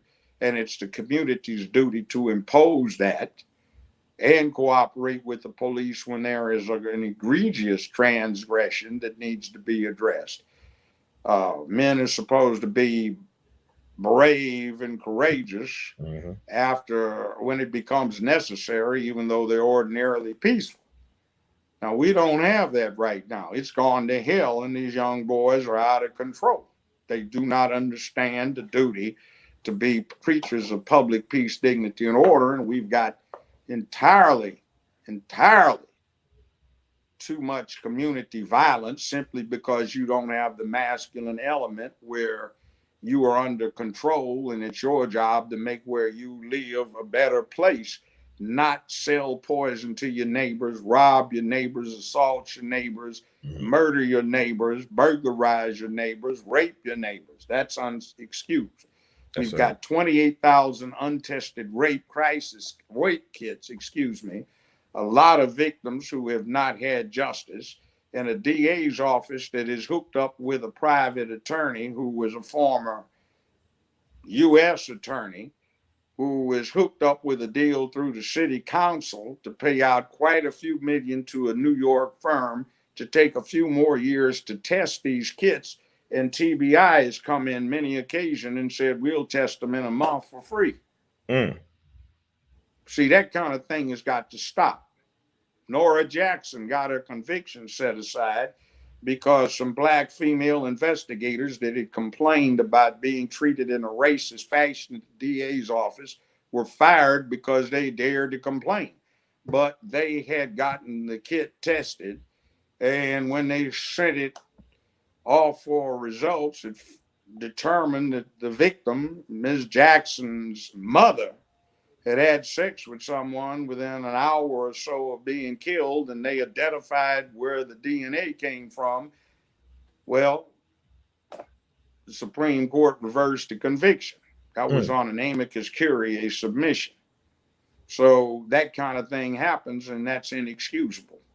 We've got to stop this. Memphis can get nowhere as long as it is a center of corruption and venality. I got to ask you, because you talked about Tennessee Waltz, and Tennessee Waltz was a government stain. They were trying to get Harrington, but they ended up getting everybody else. Harrington's an honest man. Yeah, I'm saying, I tell people, Harrington, powers that be, yeah, he wasn't corrupt. Him, he might have been greedy, but he wasn't corrupt. 4 or 5 times what they paid him as a mayor because he was on these board of directors for major corporations. But they did get the former mayor of Atlanta. They said they had a connect, yes. But he went to federal prison. Bruce Campbell. I think his name was Bruce Campbell or something. Okay. And remember, that's where our chief came from. She got fired from Atlanta for being corrupt and questioned in North Carolina for being corrupt. So I didn't hear that part. Okay. Oh, wow. Brings her here. She's got some things to answer, and nobody's asked her to answer them. Wow, we got a woman. I mean, Bill Campbell. That's the guy name. But he went to Club Fed. But him and Harrington had the same bag, man. But Harrington too smart for them guys. And he, like you said, he wasn't corrupt. He wasn't corrupt. Now he had an ego, but he wasn't Let me corrupt. tell you things Harrington did. Uh-huh. Most of the people are too young, but back in the, to remember this, but in the 80s, they put in Mud Island development. It was really upscale. But there is a rule, local ordinance, and a law that says when you develop an area, if the population density is above a certain point, or the anticipated density is above a certain point, the developer has to donate part of the land that he has the property rights to, that are part of the development, to widening the streets and widen the streets at his expense. Right. Well, to begin with, the city of Memphis said, no, we will take the property. We will pay you for the loss of the use of the property to widen the road that you're supposed to widen on your own, and we'll build the roads. Then what they did is that bridge, now known as the A.W. Willis Bridge, when it went across, there was a right-angle stop sign. Well, somebody sold that corner to a private developer. Somebody says former Atlanta Mayor Bill Campbell. Yeah, that's what I'm talking about. Well, the city sold that corner. Now, get this, we sold a corner to a private developer for a little over 10 grand. And in a few months, he sells it back to the city for multiple $1 million. And then they build a yield lane there, and now it's a roundabout. See, that's the kind of corruption that used to go on. Yeah, Drew, I got to ask this too. I got to get your opinion on, you talk about corruption, we talk about Tennessee Waltz. State Senator Katrina Robinson was facing 48 counts, but she's facing like 4 or 5 counts now. Could be facing up to 20 years for allegedly taking some money that wasn't hers or some unethical practices. No, she converted political contributions, didn't declare them, allegedly took vacations and stuff, things she got convicted of. They had a whole bunch of counts. The feds just shotgun the approach. They got convictions on several of them. Now, the guidelines, federal sentencing guidelines, have a category talking about violation of public trust. It's more complex than that, but that's what it amounts to, which allows the trial judge to deviate upwards. They need to put every crooked somebody in this state deep up under a jail and stop that. Yes, Tennessee has some progressive law. It is in a place where everything ought to be everything. Memphis in particular is located where this ought to be the Chicago for the 21st century, as a center of trade, distribution, and manufacture. and people need not worry about minimum wage at Mickey D's. They ought to be debating on whether $86.17 and $92.14 an hour, and becoming journeyman tradesmen. Oh, You Judge, see, yeah. so she got convicted. Somebody 4 or 5. saying She had 48 on counts. Like 4 counts, they put it down to 4 48 or counts 5 total. counts. But is she facing 20 years still, Judge? How will you handle something like that? How, Well, if you it's was up the to the judge? federal sentencing guidelines. That's up to Okay. the judge. And But by the 20 way, years? Jackass in Chief in the White House, John Mm. B. Stennis and Strom Thurmond, et al., and Byrd are responsible to a great extent for those sentencing guidelines. So Okay. the guy in the White House right now, they got so much black support, he set up what the judge is going to probably apply. Well, we'll have to apply. But Judge, would you give her 20 years though? I mean, I'm just looking at not really, there are not any options. Oh, so she's gonna have to get almost 20 years, you saying? It's not saying she will, but there's some sentencing guidelines, and state criminal courts too, or ones that exercise criminal jurisdiction. There is a multi-page fine print checklist you have to go through, and you got to ask the question: did or did not so and so and so and so? No. Did not so and so? No. Did not? Yes. And then when you go through, you add them up, and the sentencing guidelines tell you what you're supposed to impose as a sentence. Well, I mean, they were kind of overzealous. You said a shotgun approach. They had 48 counts originally, I think. Something like 48 counts. Yeah, a lot of them got dismissed, and I think 5 of them went to trial. But see, the sentencing guidelines, the judge has to justify if he deviates upward, and justify a whole lot if it deviates down. Now, what she did is inexcusable. If she got, I couldn't tell if there was any violation of due process of law, but if there was none. But what say she was doing the culture? But I'm saying, it's a cultural thing when you get in that office in Nashville where you just doing as the Romans do? No, I mean, it's been a long tradition. Yeah. Tennessee has had a lot of corruption, and I won't detail who. Right. Since at the time I was practicing law. Uh-huh. But some of the black elected officials told me, Joe, what the hell? White folk been doing it for years. It's our turn to get the gravy. My response was, no, it's not. It's your attention. It's your responsibility to deliver good government. But yeah, I remember the Tennessee Waltz thing. I used to be a church member with Lois D. Berry. She went to my childhood church. I mean, she got a $200 gift and she spent it at the casino or something like that. These guys would get, like Roscoe Dixon seemed like he was a decent guy too. For what I know, Roscoe, well, they convicted him. John Ford too. Yeah, these guys, I mean, like, but they was getting caught for some, like, I'm taking money at the Waffle House type of stuff. I don't know what was going on. Well, let me tell you about this, for example. One former client of mine, I won't mention his name, he did not get caught up in it. But what they did is they gave him $2,000 in cash. Okay. He called me up and said, should I do it? I said, yeah. Technically, it's against the law, but do it anyway. Take every bill you got, Xerox it front and back. And what you do is do not trust your treasurer. You do it. You go fill out the forms. You put a copy of the Xerox, and you affix the copy of the Xerox front and back of every bill, and you declare them on a disclosure, and you walk that over tomorrow to the election commission and file it. So when they came to go jack him up, he said, oh yeah, here, I claimed it. And they said, well, damn. And he said, thanks for the contribution. Oh man, that's crazy. That's hilarious. But you mentioned Joe Biden. It's funny. I don't read news like I should, but I saw somebody had a headline screenshotted that he cut spending the HBCUs, historically black college university, from $45 billion Trump gave down to $2 billion. And black folks think they smart about politics. Yeah, see, he's been a racist SOB his whole damn life.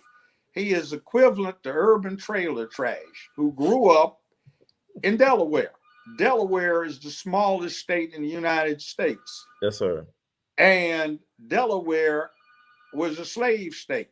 I heard him make a speech in 1972 when I was an intern at a DC think tank. I was in Dover, Delaware at the state capitol doing some research. I heard this commotion going on. I walked out. He was giving a speech. Wallace was in a wheelchair. Strom Thurmond was there. Byrd was there. Stennis was there. All of the old line racists were calling him the newest and brightest Dixiecrat. And he was talking about if he was elected to the Senate when he ran the next year, he and Stennis were going to cooperate and they were going to get all of these animals off of the streets, meaning Negroes, that he said, used the term, and that was long past. Everybody was black then, or Afro-American. He was calling us Negroes. And we were making the streets into jungles, and he was going to put us in zoos where we belong. Now, I heard the SOB talking about that then. He said he was embarrassed that Delaware didn't get honest and go with the old South as part of the Confederacy. But because of their slave background and his study thereof, he understood the Negro. And, you know, for years, he's always been saying he knows how the Negro thinks. And, you know, what did he say just not long ago?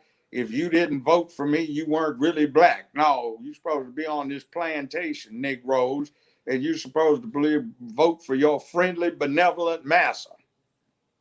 He told the truth, didn't he? I mean, yeah, he sure did. I'm not black, I guess. Trump had signed some executive orders on his own that got canceled out by Biden, giving a record amount of money, the highest since the Johnston administration, to historical black colleges and universities. But black folks got this thing. But we can't stand Trump. He's a racist. Well, I've never heard Trump say the racist BS that I heard Biden say often. And Trump that little thing that is a bamboozler, the Aryan we've got in the vice presidency. By the way, technically, the anthropologist would say she's known as an Indo-Aryan. The same one Adolf Hitler, the Aryan Brotherhood, the Aryan Nation, etc., talking about, except they believed Hitler's lie when he said they were blonde-haired, blue-eyed. No, they're swarthy, dark hair, dark eyes, and they come from India, and they tend to be Hindu Brahmins or Hindu Tamil Brahmins, just like Kamala Harris. You know what? But Heinrich Himmler looked like he was like Japanese or Mexican, so Hitler looked kind of weird anyway. Funny with no chin. Yeah, they were funny. He like he was Mexican or Chinese or something, or Asian. I don't know. It's some purity of race, but like Judge, it's interesting because you point out all these things, all these contradictions, right? But at the same time, I feel like you ever seen that movie Idiocracy? That movie that came out some years ago, Idiocracy, where the people have been dumbed down so much. This is where we at right now. Like you talk about bread and circuses, but this is an idiocracy that we're living through. You have it accurately. Because these folk do not think. They don't think. This Zoom's crazy. You just changed screens. You're on the left of it now. Okay. Oh, really? Yeah. Well, this stream, y'all, but you know it's Mercury retrograde right now. Screen right. Yeah, it's Mercury retrograde. But everything going crazy. But you know, see, the thing of it is the Nazis. What Nazi is an acronym for is National German Socialist Workers' Party. Now, the Nazis studied the American film industry and the American newspaper industry to learn how to propagandize. They used to take careful note of the American movies and what they had to say and how they said it for propaganda purposes. Now, one of the things they discovered is if you tell a lie long enough and loud enough and often enough, you can get anybody to believe it. But truth is the implacable enemy of the lie. And the thing about it is if you tell the truth long enough, it will quickly overcome the lie. One of the interesting things is some people followed my advice and went online and looked up what we believe that was published by Black Lives Matter. They had a long blurb where they tried to pimp off all the black folk that had been killed. And then they went directly to, first point, we are for the destruction of the traditional family. Then they went on the destruction of the role of the cisgender person in the family. Cisgender just stands for normal heterosexual people, dad, mom, aunts, uncles, grandparents, and all that stuff. It even concluded, third line from the bottom, we are a queer affirming network. And then they had in there about determination, not of ability to make determination not based on age. That's straight out of NAMBLA, North American Man Boy Love Association, which the FBI has suppressed. That's a pedophile organization. It's a poisonous thing that's against manhood, womanhood, and childhood. And they are pimping because they clearly still disclose that any dollar you give, part of it goes to them, part of it goes to Act Blue, which is the Democratic Party funding mechanism, and an equal share goes to LGBTQIA. And they claim to be an adjunct of LGBTQ. And every one of the four founders is an active lesbian that is very vociferous about being anti-masculine. And then we saw Missy that liked to smear herself in gold body paint and get naked in front of city halls, police departments, and stuff like that, who bought the four luxury properties in the upscale neighborhoods. And how did she get that? And they disclosed that you donating to BLM gives them each a nominal salary of $250,000 a year. And then they disclose how many tens of millions of dollars they brought in and where it goes. And it doesn't go to Black Lives Matter. It goes to Black Lesbian Mania. Now, I don't care what you do sexually.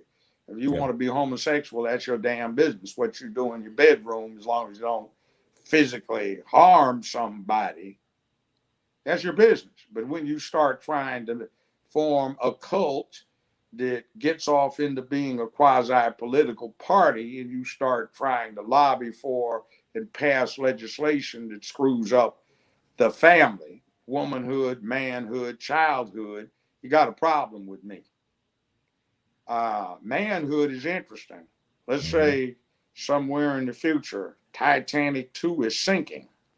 Well, a man's supposed to say, lady, you and your child get my seat on the lifeboat and I'll drown when Titanic 2 goes down. That takes a lot to get a young boy to the point where as a man, he'll do that.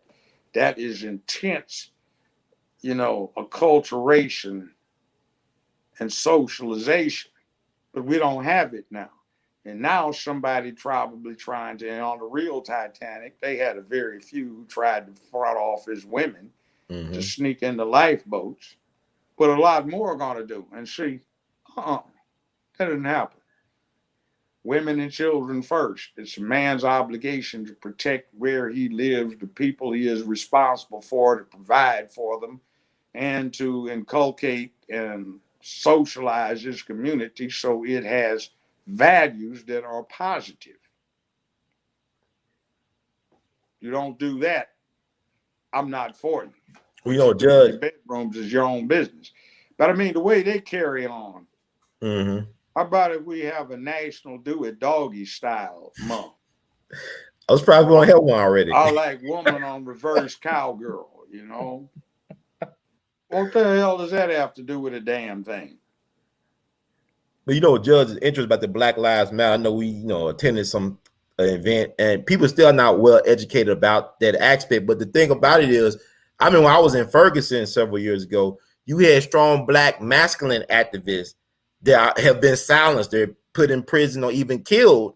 Even with Dr. King now, there's a documentary called MLK FBI. I know you got some films about Dr. King, but they're trying to downgrade Dr. King and try like he was a sex addict and replace him with Bayard Rustin, though. They're trying to replace him with Bayard Rustin. Let me tell you about Bayard Rustin. Bayard Rustin, yes. My old man was a World War II vet. And every now and then, you'd have some of his buddies come by the house. And they wouldn't talk about the war much. but they did not like the civil rights movement. One of the reasons was that it was a bunch of school teachers, black male school teachers. And some of these guys came out of Korean War, and there were a few older guys that were around in World War I, not just World War II like my old man. Right. And they didn't like the civil rights movement. They said, one, we were over there dealing with Krauts or Nazis or the Japanese, and we were getting shot at, and we were shooting back trying to kill. Ain't nobody gonna beat me across my head, raise a hand to me. He's bringing back a nub. And then the other thing is too much of the leadership is this way. I said, Dad, what does that mean? He said, when you get old enough, I'll let you know. So I was in junior high school, and I was sitting at the kitchen table doing some homework. And the old man dropped section 2 of the LA Times off. He said, that's what I'm talking about with this, if you don't know by now. So I read it, and it said, Bayard Rustin, a known associate of Dr. Martin Luther King, etc., civil rights mover and shaker, was arrested in Pasadena last night by local police in the back seat of a vehicle with 2 male white suspects, one of whom was sodomizing him while he, Bayard Rustin, was performing fellatio on the other. He said, you know what I mean? I said, yeah, he's getting it up the butt and he's giving head to the other one. Now, they pardoned him last year, the governor did, because the LGBT community said he should be pardoned. Well, there are tens of thousands of young people who were in high school and college who got busted on the same charges for screwing in the back seat. Nobody posthumously pardoned them. So what gives? See, they're trying to run that rumor. I mean, they've been trying for decades to put Malcolm X in a dress too. So it doesn't pride. It's something about black masculinity that they are very much afraid of. See, what's going on with that is black folk have always been America's guinea pig. If you want to see how it rides or what people think of it, run it on black folk first and get them used to the idea. Right. Michelle Jackson, a.k.a. Michael Jackson. You know, he went from a cute little black boy to what the hell? They used to say he's androgynous. See, that androgynous was set up where he went and got chin surgery, cheek surgery, eyelid surgery, scalp peeled back, and Polynesian hair threaded in, and laser. He didn't have any disease. If you see the making of the video Thriller, you can see him sitting up in a barber's chair. He doesn't have a shirt on. He's brown from here down. There's a clear line demarcation where they've destroyed his melanin cells. And on one hand, you can see where it's still brown. That's why he wore that glove. So they had him become, what they call it, androgynous, without sex. See, they pushed it by the public by pushing him. Right. And that's what they do. They pick somebody black and they run it. Billy, what's his name, they had on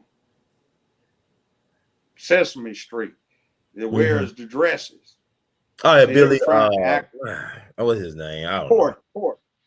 Porter. Yeah. Yeah, Billy Porter. And what's his name? Wade, the basketball player that wears kilts so he can have a dress like something on to go along with his sissified son. That's child abuse. I think it is too. And see, the thing of it is what is her name? Charlize Theron from South Africa. Yeah, Charlize Theron. That's child abuse. Yeah, Charlize Theron. She said, well, he said he wanted to be a girl. Man, all kinds of kids 3 and 4 years old want to be the opposite sex. You're supposed to train them as to what they're supposed to be. That's normal humanity. And see, it's not right to say, okay, he decided he wants to be the opposite sex. He hadn't even hit 4 years old. So I'm going to make him the opposite sex. No, you just hate the opposite sex. So you're trying to get rid of something you don't like. And This then stuff this is thing, insane, man.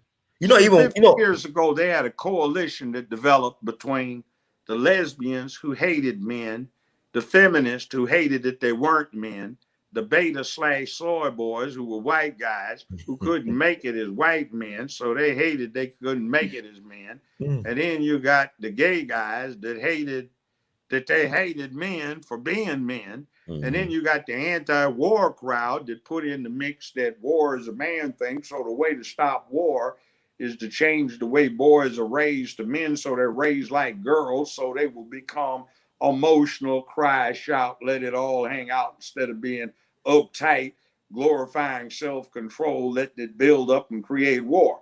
Well, guess what? Typical hood rat or fool is going around shooting up a hallway as well as a hood. He's overly emotional, raised like a girl, and doesn't have man in him. And see how that works? You take the apex predator on the planet and you making them emotionally crippled somebody, you have a dangerous thing. So we've made our boys girls, and this climate of self-hate, that's not unlike what black folk went through 55 years ago. We didn't see each other in the movies. We saw white folk everywhere, on the magazine covers, in the magazines, except for a little future on what the color they're doing. They had some black movies, a few, everybody would go see that, rare and far between. And they had Cab Calloway and Satchmo Armstrong and, Dorothy Dandridge and a few like that.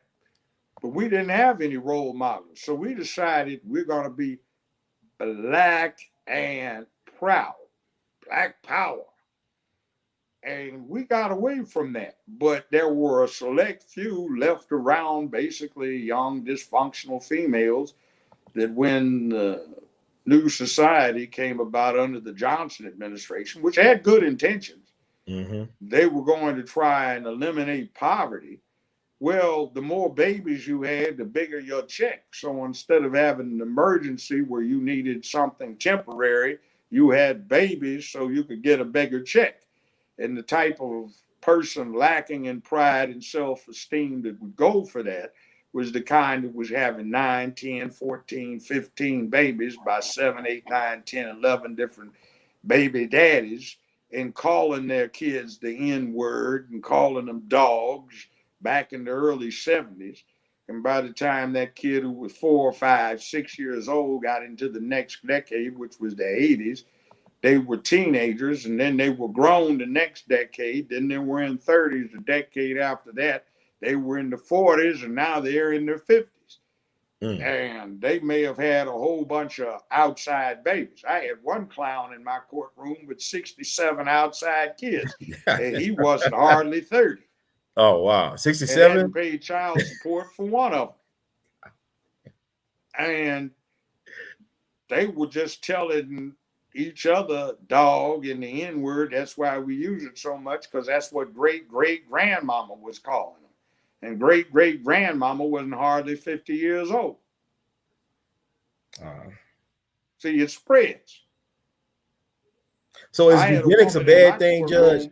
Is eugenics bad or good? Utilizing eugenics. See, here's the other thing. Based on income and productivity, a neighborhood only has a given carrying capacity. Part of its carrying capacity is composed of those who think they should get more than somebody can earn to pay out for them. If they don't get it, they turn to criminal activity, which causes the neighborhood to become a cesspool. Drug sales, senseless crime, over-emotional crime, a lot of violence, rapes, robberies, burglaries, assaults. And if that carrying capacity is exceeded, it's bad. Now, black folk, unless you can afford it, don't need to be having a whole lot of babies. And by the way, most states have cut it so there's an upper limit on how much you can get, no matter how many you have.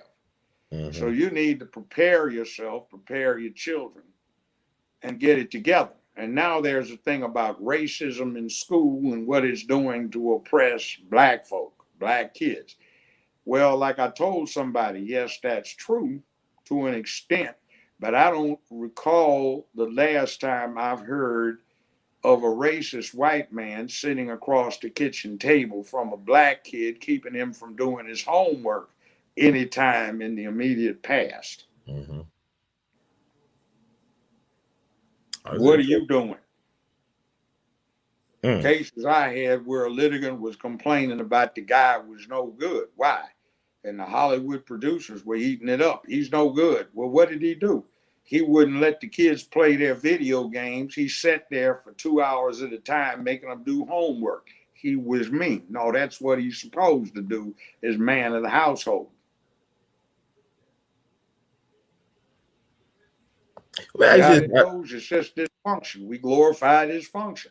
Well, I got to ask you this, Judge, about, so you talk about responsibility and accountability and all this stuff. And what your take on that R. Kelly verdict that just came out about R. Kelly? What's your take on that? Well, the criminal procedure that had been put in place starting in 1977 by Joe Biden and John B. Stennis has made it very easy for a federal prosecutorial agency to persecute rather than prosecute somebody.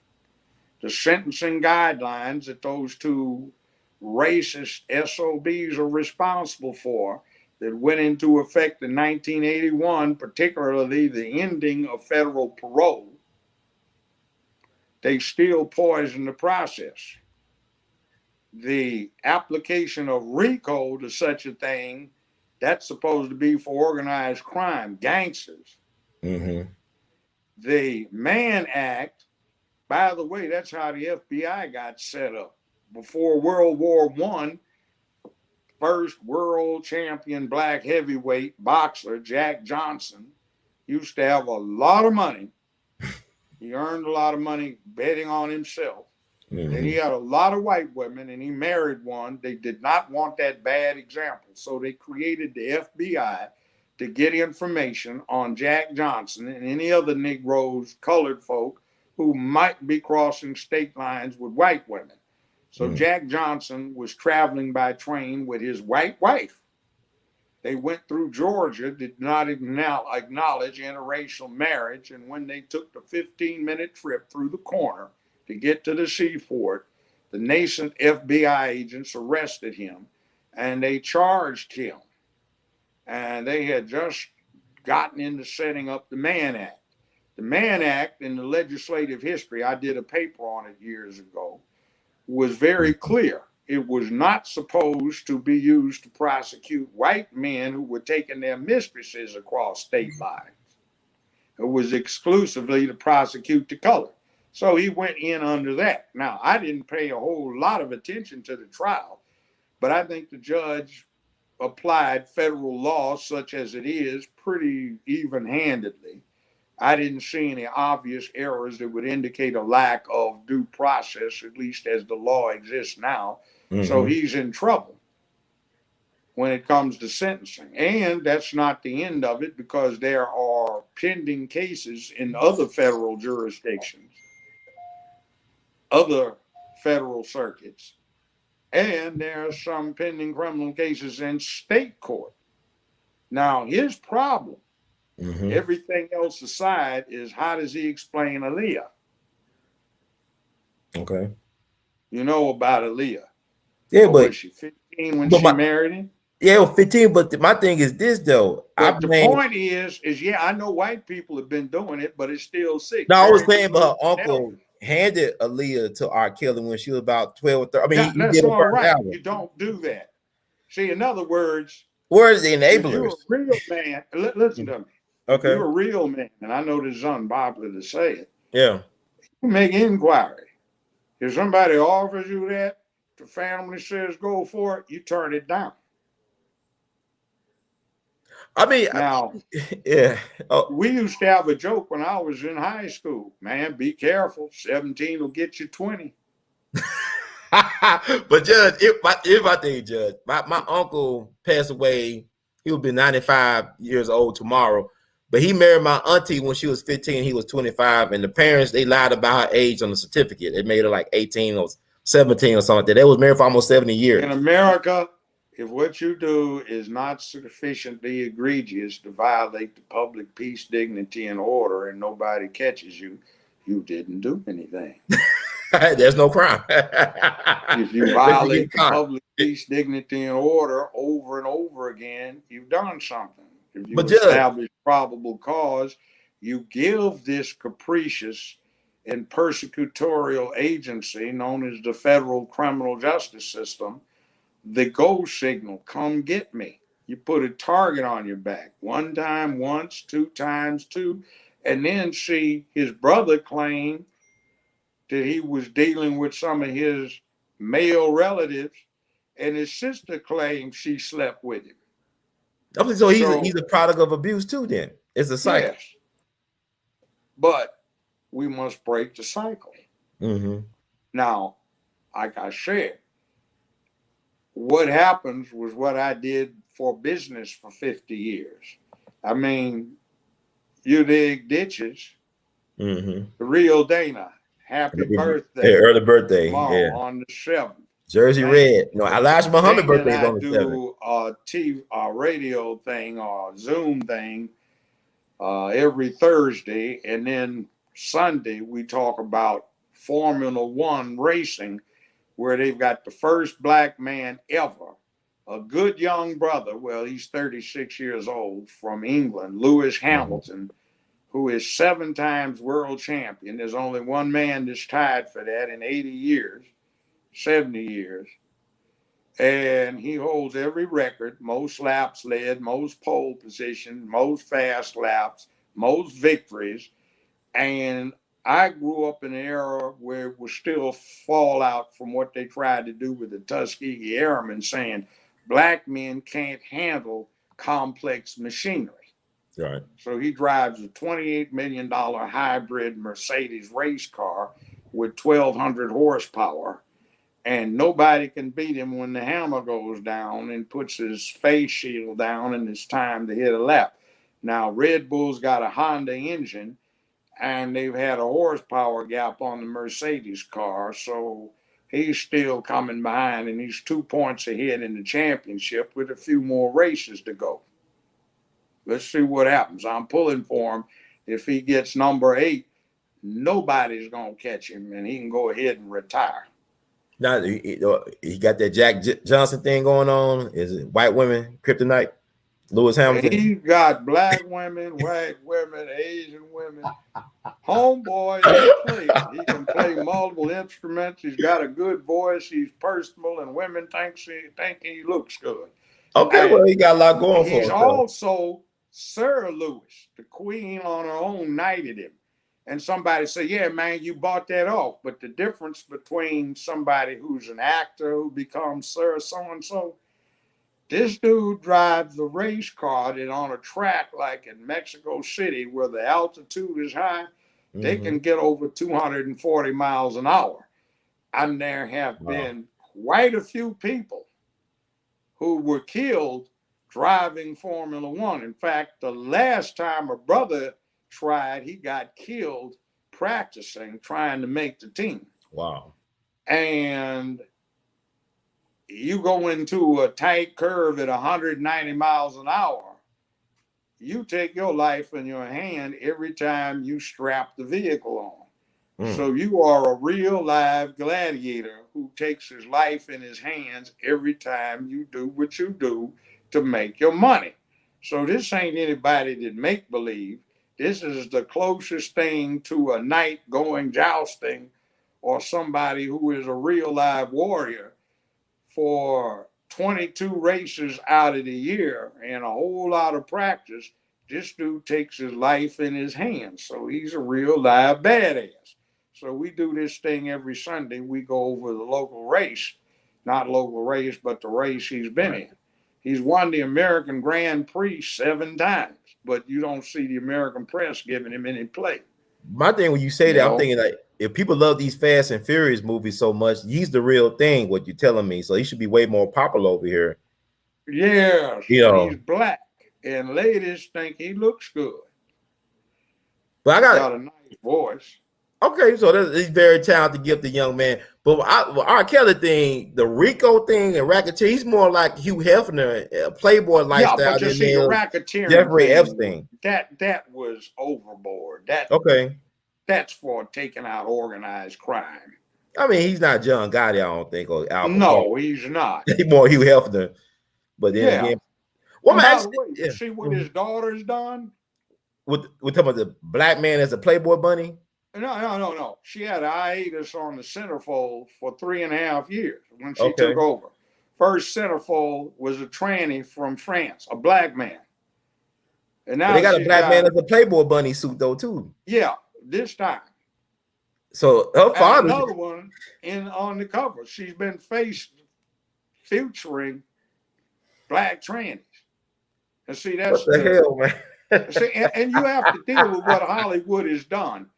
I have been, since I had this bout with what I told you I had that bout about throat cancer, chemo radiation. So, real, when you say say that so again, far, what you've been going through? I stayed home and I watched a lot of Star Trek, Deep Space Nine, and so on. Worf, the Klingon badass warrior. I remember Worf. I remember. I can see that image in my head now. Okay.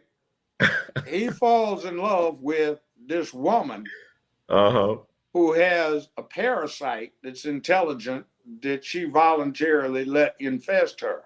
The black Captain Cisco, who's in charge of Deep Space Nine, knew the entity when it was an old man. He calls the fine woman old man because he knew the character when it was a man. So it shifted gender. So they got Worf in this sometimes man, sometimes woman. It's been 8 different humanoids over its history. Some men, some women shift gender, and they're doing the wild thing in the Klingon fashion. What is that? That's fluid gender, but that was 30 years ago. Wow. All right. They have Odo, who is in charge of security for Deep Space Nine. He's a shapeshifter. Well, he and male or female shapeshifters who have assumed a humanoid form, they merge in a quasi-orgastic sexual thing to experience each other. What is that? See, I've looked at some of this old stuff and I said, I didn't even realize that. Damn, I wasn't looking for it that way. They've been sensitizing people for 30 years. Wow. Earp, the great-great-granddaughter of Wyatt Earp, she still got one of his pistols, and she puts these demons in the ground, sending them to hell. But her sister is a lesbian. Okay. And she helps them dabble. See, all of this stuff they've got in here that you weren't paying attention to. The Orville, which is a silly takeoff on Star Trek, they got this big somebody that's a cross between Worf, the Klingon, and Spock, the one that is even-tempered, emotional, and rational. They convert all of the females to males, and the males have a homosexual relationship with each other and lay eggs, and one of the partners sits on the egg. Like, man, what is this? No. See, they do this. But I'm saying, Judge, they went from Bill Cosby picking up women allegedly at the Playboy Mansion or underage girls to black men as Playboy bunnies and in the spread as trannies. They never proved that on. I agree, yeah. But I'm saying, I don't know. Black men are not allowed to be men in this country. You're going to have to pay a man tax to be a man if you're really going to be a man in this country. That's why I left Hollywood. They kept wanting me to go. They try to put you in a dress, Judge? They try to do a dress on you? Business. I ain't going for it. They try to put a dress on you, Judge? Thing off on me a month and a half after the show started. I mean, They tried to set me up. It was at a party that the studio gave, and I went to it. And so it started about a month and a half before. This was November 1998. You know, I'm dancing with all these starlets and actresses, and I'm having a good time. So I hooked up with this one woman, and we were talking. She got up to go to the ladies' room. She took a long time coming back. I said, well, damn, baby, I thought you just left me at the table. She said, no, do you know that tall guy in that gray suit over there? I said, yeah. She said, well, he walked up and offered me $2,000 cash if I'd sign a note saying you were trying to feel on me. So we went around and got every woman that I could recall dancing with, and she got a statement for them to that effect. So about 2, 3 months later, my publicist, who was a beautiful sister from Mississippi, we set up a sting. So we filed these affidavits where we were inventing this fictitious woman. And we filed them with human resources with the studio. And lo and behold, in a few months, they come up with a letter from this fictitious woman saying I tried to indecently proposition her for a position with the show. So I told them to go to hell. I quit. And meanwhile, so they could settle with me without too much difficulty, I had human resources bring over the locked file box with all of these sealed envelopes with the affidavits that my publicist and I had come up with. And when they looked at them, they said, oh, hell. We detailed how we set it up and what she did. And they went through this chain, and that's how they got the 411. So they fell for it. So in 6 weeks, none of them were there. I was there for 13 and a half more years. And what they were trying to do basically is kill the show. Mel Brooks came up with a play and a movie called The Producers, where the theme was if you killed the show, you could embezzle more money than you could make if it was a hit. Wow. So this fool and Confederate of his embezzled quite a few $1 million, and they were trying to make the show go away, but I hired this woman for a publicist. She wound up becoming the youngest licensed lobbyist on Capitol Hill.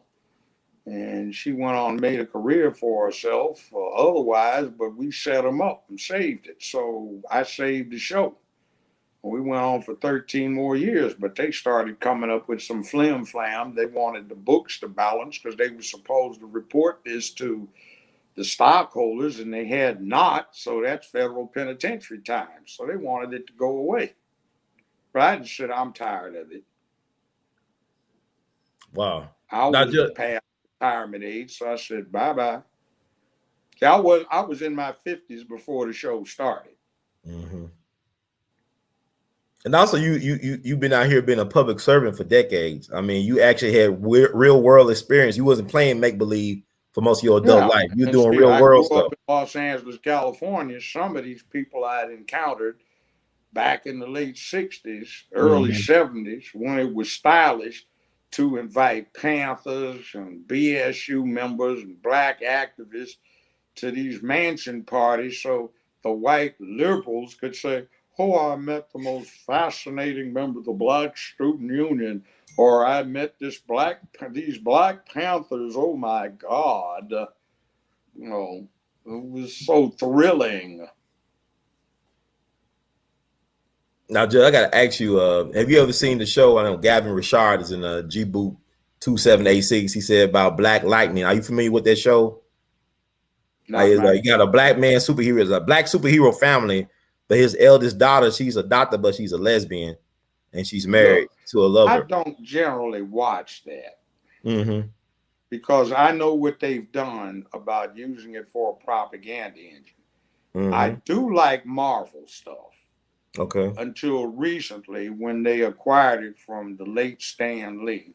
And they pledged to make 50% of their characters either by new invention or by conversion LGBTQ. Jeez. Now, back in the early 70s, Stan Lee took Captain America. Captain America resigned, and he turned it over to the guy who's now Hawkman, who was black. So for 3.5 years, Captain America was a black man. And like Black Panther, in Black Panther, as it was in the comic books, the closest in the movie to the Black Panther was Killmonger. Mm-hmm. Killmonger was trying to set up a revolution in Africa and control Africa and then use this high technology to take over the world and impose world peace. He was dealing with big time drug smugglers who were fostering an African drug trade. He wasn't being some vigilante in tights who was trying to give away the technology to white people. See, they reversed it. And if you noticed it, the big battle scene in Black Panther toward the end of the movie was the black men and black women trying to kill each other off in a battle. Right. The black women committed treason and went outside after Killmonger had won the kingship fair and square by the tribe's rules, and they recruited some brothers. Where did they find them? They knew them, but they lived in caves above the snow line, and this is Africa. They couldn't find a black man in this society 500 years in advance of everywhere else, so they brought in the white CIA guy to virtually pilot the aircraft. Then you didn't see any black men doing anything except the religious one, the dude with the lip disc in the green jacket with the orange pants, who's supposed to be a witch doctor. The mother ran the government. The aunt was the prime minister. His bodyguards, who looked like two hoes and him being the pimp. Well, the two black bodyguards were his manager because they kept nagging him about everything. And that was just an anathema. When he had the first contest, they drugged him up so he could beat the challenger not fair and square. Challenger did not have his drugs, so he became the king. The previous king had killed off Killmonger's daddy. Killmonger's daddy lived in some West Coast projects, and what was he trying to do? Take all of the single parent female head of household boys who lived in the projects and make men of them. So Unc, who was the Black Panther, comes and murders his own brother because he's trying to get black men in a position of ruling the world. Now, what time is that? And all of the colored folk dressing up in African garb, all of these 300-pounders with their little boys drug around, going rah, rah, rah, black folk cheering, black women and black men killing each other in open combat. This is embarrassing. And then look what they did with that. The late actor who played Black Panther, he also played Jackie Robinson and looks nothing like him. Played Thurgood Marshall and looks absolutely nothing like him. He played the God of Wisdom in Gods of Egypt and a whole bunch of other things. But did you check out the God of Wisdom? I didn't see Gods of Egypt. Go ahead, I'm listening. It's pretty good. It deals with the Egyptian pantheon. Okay, but they all white, just except for him, right? No, there's some black folk in there. It was black folk, but all the gods were white. He was the God of Wisdom. Right? Okay, he was a flamer. So they got a flamer playing Jackie Robinson, a flamer playing James Brown, a flamer playing Thurgood Marshall, a flamer playing Black Panther, and see the kids look at that fluid gender thing. Yeah, it's interesting how he died. I don't know how, people the colon cancer stuff, and he was looking sickly, but he said it himself that he was going to turn down the Thurgood Marshall role, but it was one of Thurgood's sons that wrote him a letter saying he should play his father. I disagree with the casting. You know who should have played Thurgood Marshall? Looks kind of like him, very much like him as a young Thurgood. I forget Terrence Howard, but he played. What's that? Terrence Howard, that's his name. Yeah. Lawrence Fishburne played Thurgood on the stage too. Empire. Yeah, Empire. Thurgood Marshall was known when he used to go around the country financed by the NAACP defending all these black folk who were getting railroaded. one of his requirements was somebody's going to have me a 12 gauge shotgun and some ammunition when I get there. And he was known for warming head with a baseball bat. Thurgood was no punk. And he engineered what happened with Brown v. Board of Education. He didn't represent Brown initially, but the Supreme Court consolidated several cases. That was the lead case since Brown came first. But he was lead counsel. So he set up a plan after the NAACP was financed by two Jews, a woman and a male, woman and a man. And the other founder of the NAACP was W.E.B. Du Bois, three people. And the Jewish population wanted to finance the NAACP because Jews were catching hell in America at the turn of the 19th, 20th century. So the theory was if you stop it from happening to a Negro, it couldn't happen to a Jew. Thurgood took it a little further, which was there were no civil rights laws, but there were a bunch of laws that had been recently passed known as the SPCA laws, Society for the Prevention of Cruelty to the Animals. The theory was if you couldn't do it to a dog, you couldn't do it to a Negro, you couldn't do it to a Jew. So that's how he was setting up the civil rights stuff, which was ingenious. See, people have to start thinking outside the envelope. Now, W.E.B. Du Bois came up with the talented 10th. See, Du Bois was the hero for the people on my parents' generation. Now, I was born the second year of the baby boomers, 1947. We did not start all that stuff in the 1960s because in 1965, I turned 18 and the oldest baby boomer was 19.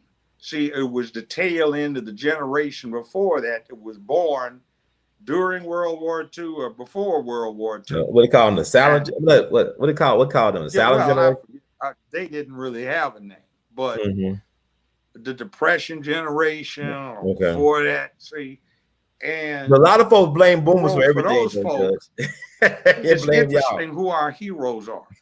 We now idolize Booker T. Washington. My parents' generation despised Booker T. Washington. To them, Booker T. Washington was like Al Sharpton. And the hero. That's an insult to Booker T. Washington, ain't it, Judge? Booker T. actually built institutions and stuff, man. No, he didn't build institutions. The white I know he was appointed to Tuskegee, but like the National Negro Business League, the Democratic president that signed the executive order segregating officially the U.S. Navy in Washington, D.C., he loved him. Racist Teddy Roosevelt, whose idol was his still unrepentant Confederate uncle. Loved Booker T. Washington.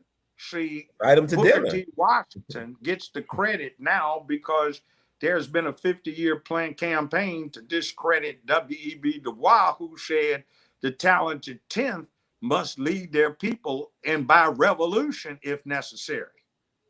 See, he was radical enough to not renounce his citizenship and said these black folk need to be radicalized. They're too damn peaceful.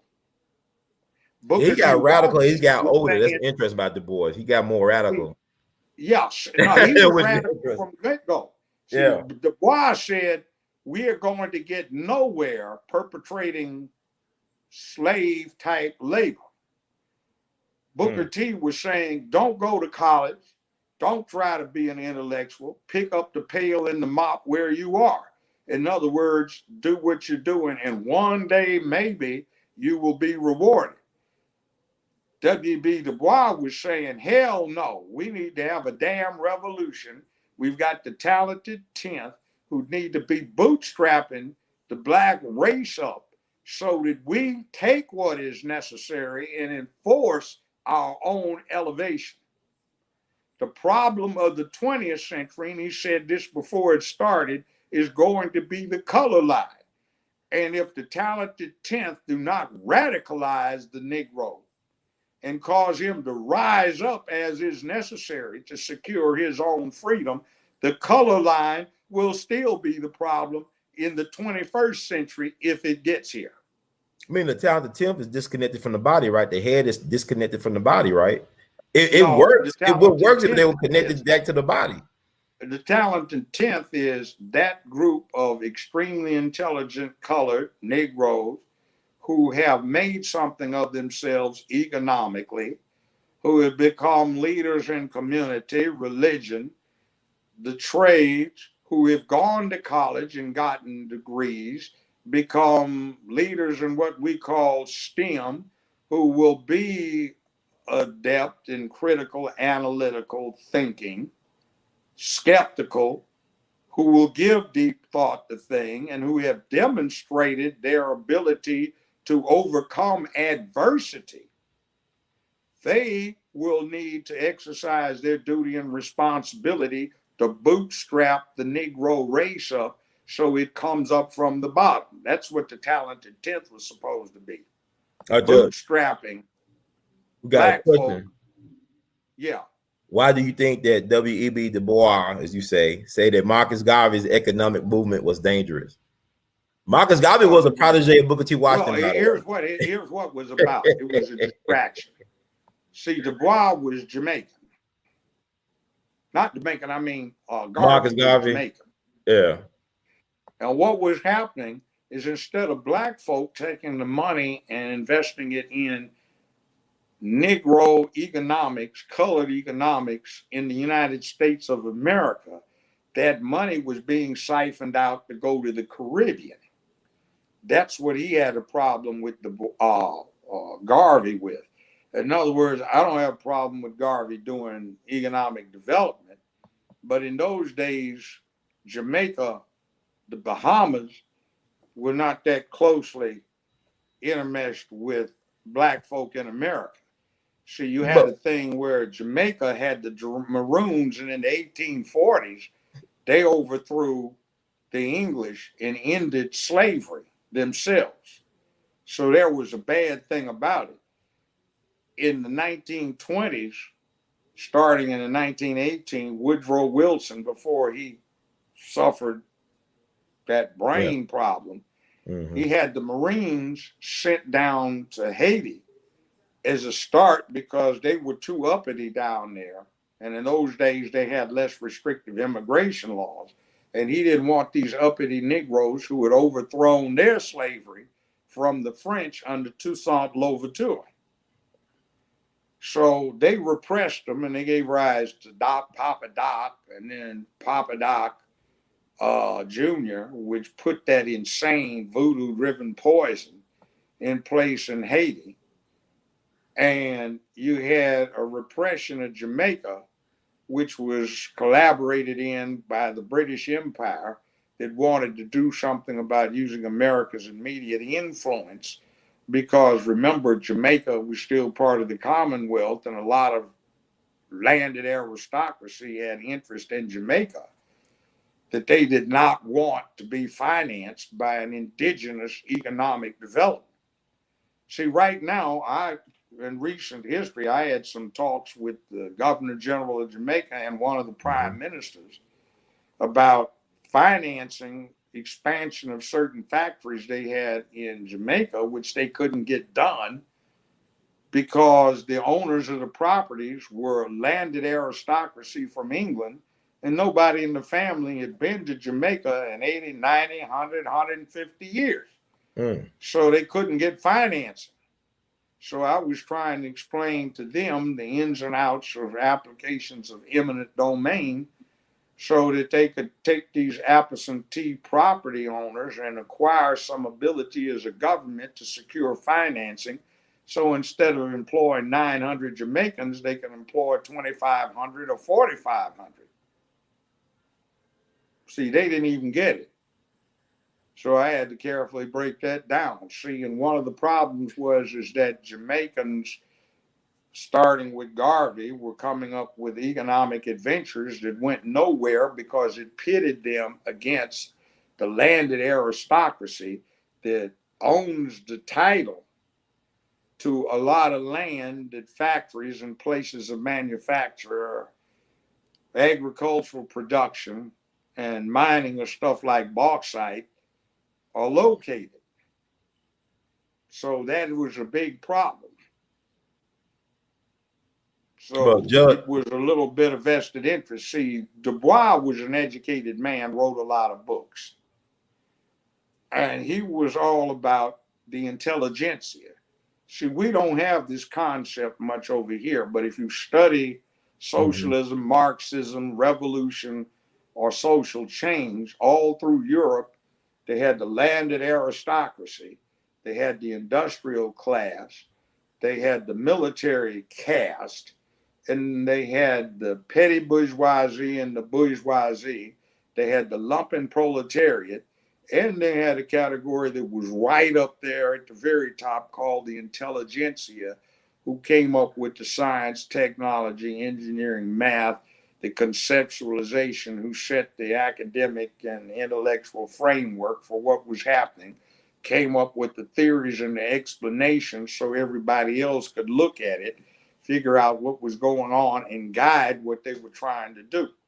See, Du Bois was trying to push, as the aristocracy amongst black folk, the intelligentsia. And back then, even with the frats, see, the fraternity's gone way wrong. The whole thing started out, and it was never written down. So when you get the frat book, it doesn't say it in there any place because it was secret. What it was supposed to be is you had 4 frats, 4 sororities, and you had Masonry, Daughters of Eastern Star, which was a female adjunct of Masonry. You had the Prince Hall Lodge and a few other things, and they were secret organizations where you could plot mischief. In other words, the fraternities and sororities were supposed to be fighting segregation / American apartheid. And you had it divided into multiple organizations. So if Sheriff Billy Bob grabbed somebody that was a Q or an Alpha, he couldn't get everybody. And people got pledged hard and brutally. I went through the brutal thing where they could turn somebody back, torture them. They're too sissified for it now. But the point was, is if Sheriff Billy grabbed your behind and he tried to torture you, you wouldn't tell on anybody.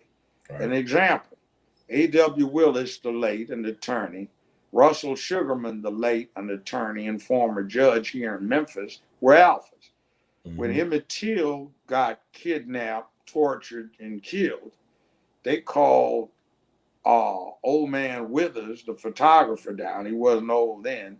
A.W. and Russell Sugarman. And they went down, and Withers got into the funeral home and took 8 rolls of film of Till's body. He didn't even develop it. He gave 4 rolls to each one of the brothers.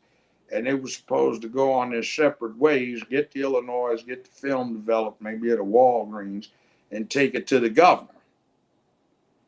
So Willis said he got caught. And for hours, they tortured him because they didn't want the rolls of film to get out of Mississippi. And some snitch had told them about it. So quite a few cars got burned up, destroyed, and some people got wounded. But A.W., because he went through pledging hard, told me he was able to resist. And since I got pledged hard too, I know what the sands, burning sands, were about. It wasn't like they do now. And, I understood. If you can go through that shit, I couldn't even walk for 3 days. But that's what it was about. So it was an organization with a political purpose. Now it's just party. She was supposed to be masquerading as a black Greek organization, like white Greek social organizations. Stepping. I got a little miffed about that because I invented it. Frat games out at Cal State, Los Angeles. For 8 weeks, they had all of these frat brothers who were Lakers, Celtics, and all of this, and they'd have frat games. And the scores would be 194 to 174. And during halftime, the pledges would put on stuff. So I was dean of pledges. So I told my pledges they were going to entertain. So we kind of working between us, and Big Bob Cole who swung some mean wood. We sort of developed stepping. So they had people who had come in from all over the United States who had gone to school in high school in L.A. and they were back south at various places like Morehouse and TSU and Hampton and all that. And they would come out on spring break and watch this. So they took stepping back. So I'm responsible for stepping. Okay. I broke a few ping Slapping pong paddles shocks and and a few inventing of these stepping. standard paddles with the frat emblems on them over some behind, to encourage it. You go to jail for that now, but those brothers all did well. So every last one of them. And see, that's what the frats were about. But we've forgotten these things. We forgot W.E.B. Du Bois was talking about taking the educated black, picking the ones that had balls, and making them the intelligentsia who could go out and speak, rouse the rabble, inspire folk to do stuff, continue with what Frederick Douglass had been doing. But speaking and not trying to distract. So, see, Garvey wanted to deal with the common, ordinary person being the leader, but Du Bois said they don't understand enough about the white world and what you have to do to manipulate it. And Booker T. Washington was just be a good Negro and pick up the pail and the mop and do what you're doing where you were and don't worry about someplace and maybe one day you'll be blessed. Judge, I think I had to disagree on Booker T. Why that's too simplifying Booker T because no, I mean that's simple. Well, I'm saying like Marcus Garvey, you do realize that Marcus Garvey's mentor was Booker T. Washington. That was his pen pal. I understand, and that's one of the reasons. And Booker T. did like him. But also Booker T. spoke out against the U.S. occupation of Haiti. He published an op-ed on October 18, 1915. And it probably cost him his life a couple weeks later in 1915. If you're going to have a black leader, you have to give him credibility. Look at what some of the Fords were doing around here. Yeah, okay. I point well taken. Not naming all of them. I won't name one in particular. Some of them are good guys, some of them ain't. Of course. But, you know, you see what I'm saying? You have to give your person credibility. Okay. So the Negroes will like him, the Afro-Americans will like him, the blacks will like him, the African-Americans will like him, the blacks will like him, the Negroes liked him, the colored liked him. Okay. See, the point is that Garvey was seeking investment. Where he was really seeking it from was the black folk that invested in the numbers racket. Everybody played the numbers. Instead of playing the numbers, you could put some of that up to finance his shipping industry.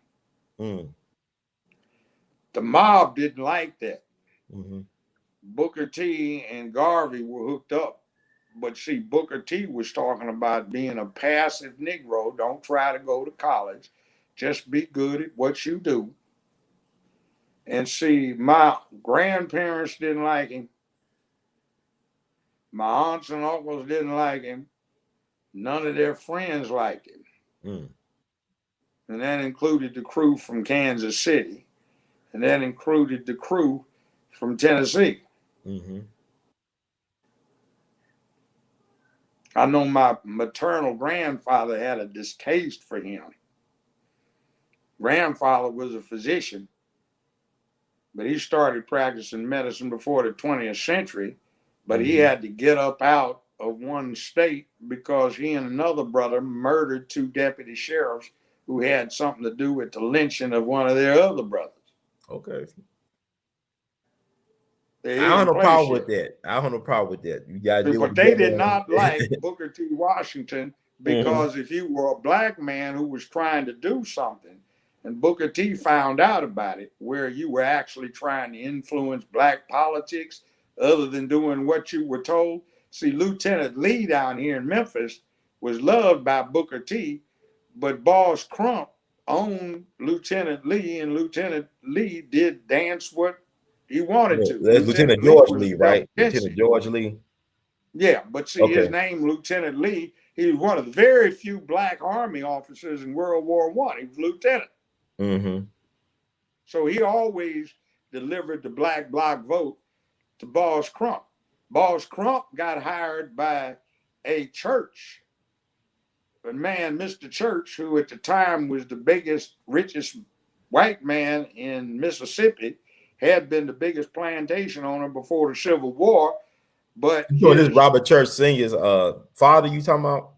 father, who was the plantation owner, see, the father lost his legitimate sons in the Civil War and he wanted to leave everything to Robert Church. But the white boys in Memphis were taking his stuff. So Robert Church, his daddy, hired young attorney Crump to come to Memphis to save his son's property. So he quickly figured out the best way to do it was political. So he started guaranteeing the black franchise. Black folk did not lose their right to vote in Tennessee. In fact, they are exempt. The only southern state, one of the 11 former Confederate states that were exempt from the Voting Rights Enforcement Act provisions. Mm-hmm. He made sure they could vote because Boss Crump never had a white majority. He always had a large minority of white folk. But when he put it with the black bloc vote, and by the way, the black folk in Shelby County started the Lincoln Republicans. You go to a Yeah, I'm Lincoln familiar with Republican that. meeting now, it's 100% white. They don't even realize black folk founded it.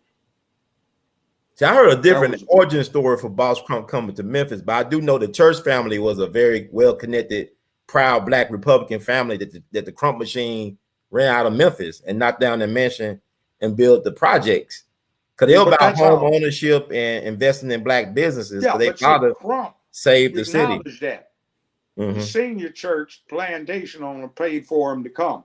See, Tennessee property law is still screwed up. And if you read some of the old cases that set the case law, it says the unsuccessful appellate from the action below held in Chancery Court of Shelby County, comma, Tennessee, Robert Church, comma, a man of color, comma, unsuccessfully appeals an adverse chancery decision divesting him of a certain property interest. So Tennessee property law is still screwed because of that basis where they've been all kinds of common law principles to deprive it. See, the other thing is Robert Church's daddy is also responsible for something else. He and some other rich plantation owners, because they lost so many white sons in the Civil War, did not want their property to do what they call escheat, E-S-C-H-E-A-T, to the state, which meant if you died without heirs, all of your property and money went to the state government. So they instituted some laws that were on the books in every single one of the former Confederate states until the early 1930s. And they said when they were at their height, any person with no more than X amount of known colored ancestry may apply to a court of law, a chancery court, or whatever for a declaration of official Caucasian status, if to the satisfaction of the chancellor or judge, whatever, and attested to by 2 or 4 witnesses, etc., of known character, the individual, if appearing to the satisfaction of the judge or chancellor to be Caucasian, is entitled to an official declaration of Caucasian status. In Arkansas, it was no more than 1/4 colored ancestry, same with Mississippi. In Tennessee, it was 1/8. In Louisiana, it was 1/16. By the late 1920s, early 30s, it said any person, comma, not heretofore declared to be Caucasian under operation of law with any known colored ancestry will be considered colored for purposes of this statute. By the early to mid 1930s, it said any person not heretofore Caucasian with any known colored ancestry will be declared colored. And then it quickly switched in 1824 months to any person with any known colored ancestry will be declared colored for purposes of this statute. Now, the U.S. Constitution prohibits ex post facto laws, which after the fact impose any debility on somebody. So if you'd been declared Caucasian, that was it. They didn't even have to mention it. So every one of the former Confederate states, and I looked this up in the downtown attorney's library 40 years ago, just as a research project, and every single state legislature, they had all of the old archive codes declared this. So, yeah, Robert Church's daddy was responsible for honchoing this with other Southern plantation owners who didn't want everything to go to the slave. They'd go down to New Orleans and buy a fancy woman for a mistress who was damn high, bright, and damn near white. And I guess they liked them because they would get more nookie from them than they were from their wives. And they had children that they loved, that looked like them. And see, Robert Church here refused to avail himself of the statute because he didn't want to dishonor his mother. Now, if you want an interesting history on it, Dr. Kobe Smith is up on top of it. He can give you a good rundown. Yeah, I know he interested. But that with Robert Church, I want people to know Robert Church Sr. was the one who saved Memphis when it lost its charter because the yellow fever epidemic. See, Robert Church Sr. was perhaps the first black millionaire in America. Right. Or in the South. He was in the South. They always say the first black man. You had Paul Cuffey and them guys in Philadelphia. But with Robert Church Sr., he made his money through real estate and prostitution. And his daughter was one of the first black women to graduate from college. Beale Street, red light. Yeah, red light. He got shot in his head during the Memphis race massacre in 1866. The black, colored, Negro hoes down on Beale Street that Boss Crump quickly got an interest in. He said, look, boy, I'm going to get you fixed up with your property, but you're going to have to give me a cut of this action. Yep. And Robert Church Sr. and Boss Crump and Ida B. Wells, they're from Holly Springs, Mississippi. They say Robert Church Sr. provided some money for what became known as Black Wall Street out in Oklahoma, too. Yeah, by the way, away in 1912. There's a catch to Black Wall Street. Okay. Nobody had any property rights in the property. They leased it from the Native American nation there, the tribe.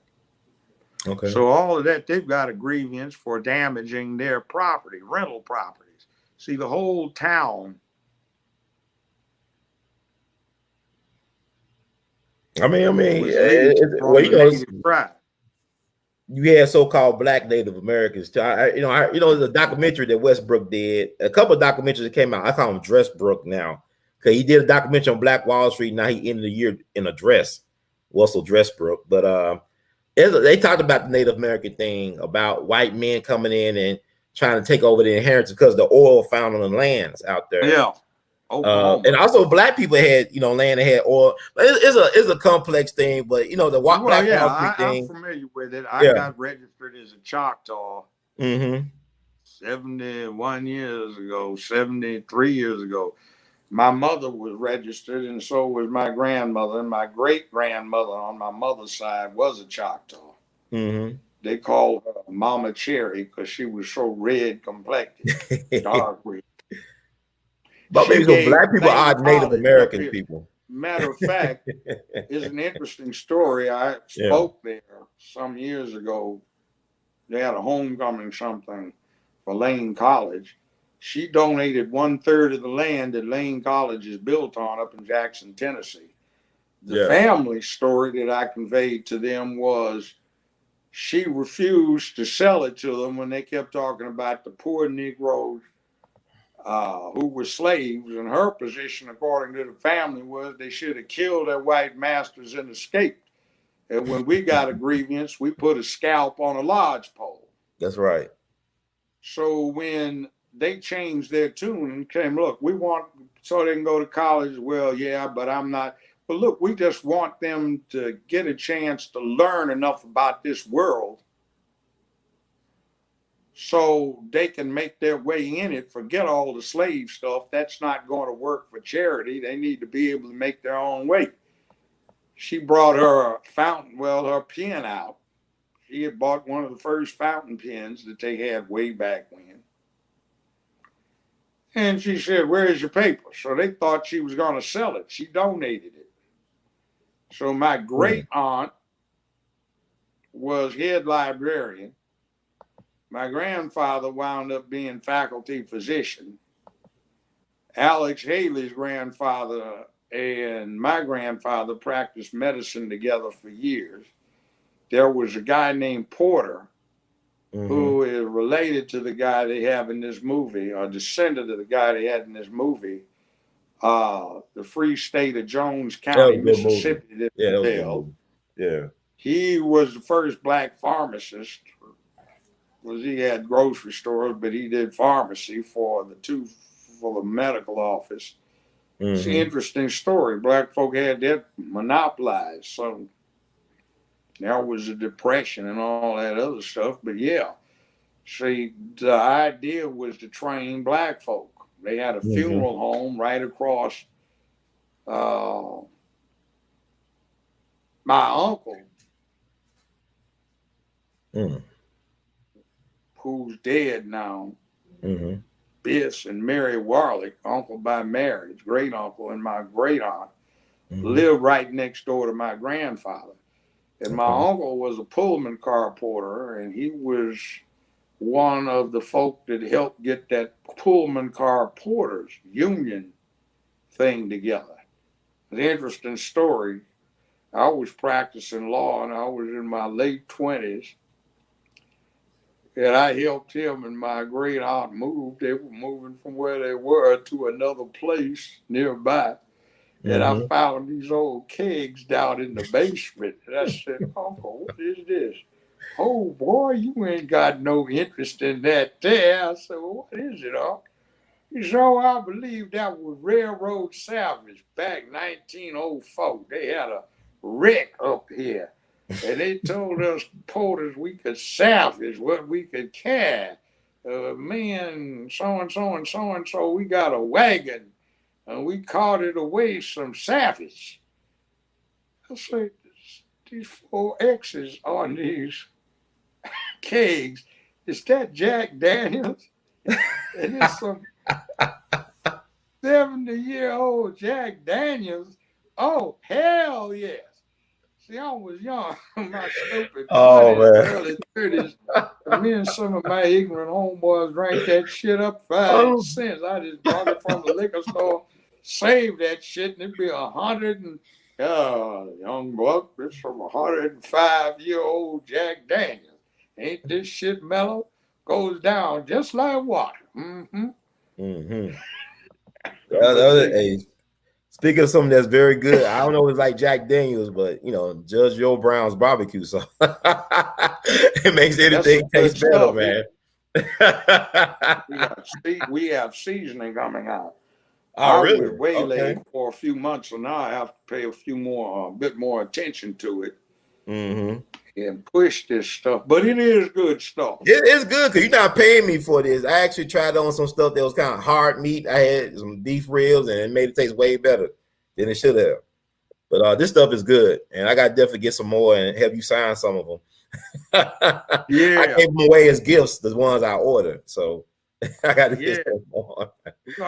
Joe Brown, baby. Get this sauce. It's good. That is. It's actually good, Judge. I mean, stuff, man. I ain't pulling your this stuff is good. It's good.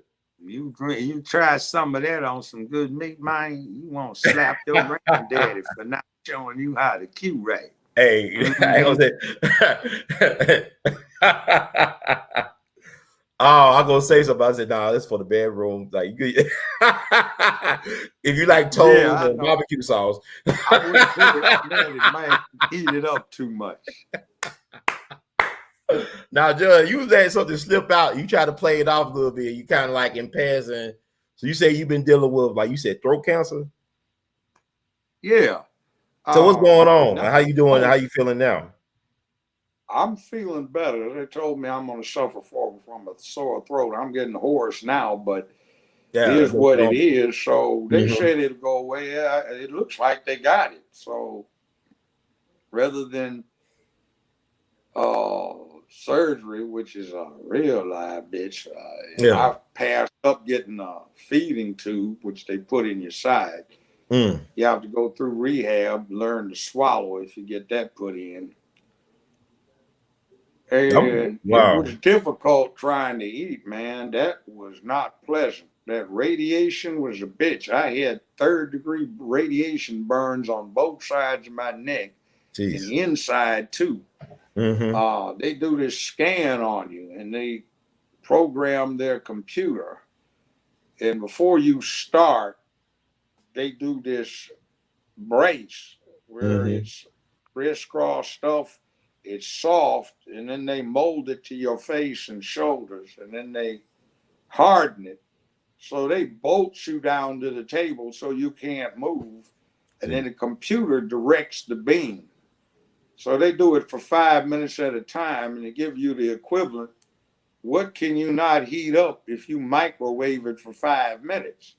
So they got this stuff focused on the cancer, where it's the hard beam and the rest of it's diffuse, but you still get microwave cooked for 5 minutes at a time. Man, that Geez.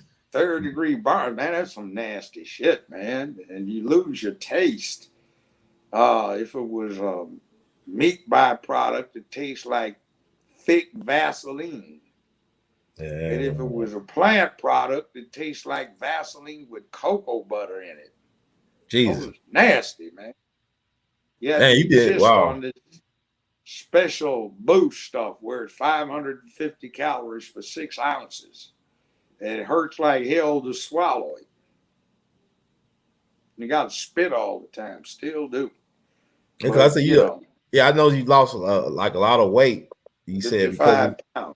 55 pounds. Wow. You've been constantly be on people's shows, though. I mean, you a real trooper, man. I don't see how you do it going through all the stuff. I mean, your voice sounds a lot better than I heard Yeah, and previous even shows. eating, man, you eat. It hurts for 3 or 4 hours after. Jeez. I tell you a trick for it. Mm-hmm. I got my tonsils taken out when I was 19, and I worked as Okay. a salesman for Sears Roebuck. Mm. So I didn't take but 2 days off because I kept chewing aspirin and it deadens the pain. So what I found out is take a couple of aspirin or even one aspirin, put it in a stick of gum, fold it over, and chew on it. Sugar, because if you do the sugar with all that radiation, you'll get thrush, which is usually something that just infants get. It's a yeast infection, tongue, mouth, and throat, Wow. which Jeez. is nasty. Mm-hmm. And chew on it and it won't hurt. Oh, jeez. But, and then you bite your cheeks and shit because they swell up. Mm. It's nothing nice, but it is what it is, better than being dead. Yeah, I mean, but Judge, man, I know you've been doing a lot of podcasts where you just talk, and I don't see. I mean, you going through all what you going through, man. You've been a blessing. I know you don't the religious thing ain't your thing, but you are a miracle, and you are such a blessing to a lot of us. You know, you have blessed a lot of people with your wisdom and your example and your profiles and courage. So it's very inspiring They talking to tell you like me this. they got it. Okay. They tell me they got it. Mm-hmm. So I'm cured. Let's see what this PET positron emissions tomography uh, uh, thing is going to show Okay. at the end of the month to verify it. But, there's a lot of stuff that I know that I've been through, sort of been the scout, went out and looked at the lay of the land and the trail. And I need to let people know it. So if I croak in the next few, they can take advantage of it. And I ain't worried about praying and all of that, but at least do that deed for the people. Mm-hmm. Now they tell me if I keep on, all my numbers are good. Blood pressure last time I got it done a few weeks ago, 112 over 64, so that's good. That's Now I excellent. got to go to the gym. I haven't weighed this little since I've been in my 30s. Mm. So I mean, clothes you look get at Trim. I mean, able to yeah. wear. Yeah, I mean, nobody knows, man. Like you a soldier, man. We appreciate you so much for you a soldier. Thank you. You got soul, man. You invented the I line didn't tell dancing, anybody stepping.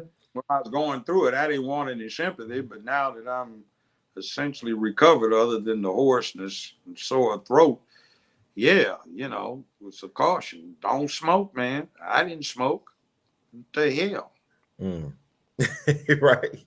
So, Judge, we want to thank you, and once again, y'all get this barbecue sauce, man. It's worth it, man. It's excellent stuff. Easy to remember. Judge Joe Brown Barbecue. JJBBBQ.com. You can order it online. Yeah, it's We're good doing stuff. something to bring the shipping costs down. You do better to buy 3 or 4 bottles at a time, so you don't have to pay the shipping cost, which, depending upon where you are, might be as much as the bottle. I think it's Yeah, I got $7.95. the 3-pack. Yeah, you definitely right about the ship. But I just the postal system, the mail. I mean, FedEx. Everybody just it's not enough workers. There's a lot of crazy stuff going on right now with mail delivery systems in the country. Well, FedEx has become the largest delivery entity in the world. They even have Mm-hmm. FedEx centers in the U.S. Post Office, which, by the way, under the Nixon administration became a quasi-private corporation instead of being a government service. It's like having the Marine Corps pay for itself instead of the taxpayers paying for it. Mm-hmm. I never did buy into that. Used to be, well, in L.A., when I had the show, some of us experimented. It would take up to 11 days for a first class letter to get from one side of L.A. to the other. I remember when I was in school, elementary school, my mother used to invite people to a party on Friday, cocktail party Uh-huh. at the house. She would staple 2 postcards together, Mm. walk 3 houses down, put it in the mailbox on the corner. Mm-hmm. The postcards would get to the recipient the next day. They'd check off I will attend, will not attend, and put that postcard in the mail on Thursday, and she would get it Thursday afternoon. That she'd Wow. mail it when she was getting ready to go to work in the morning. They'd get it in the afternoon. Put it in the morning, she'd get it the afternoon and know what she needed to pick up from the grocery store Friday. Wow. That's very efficient. Wow. And the other thing is there's a thing called the agency of the mailbox.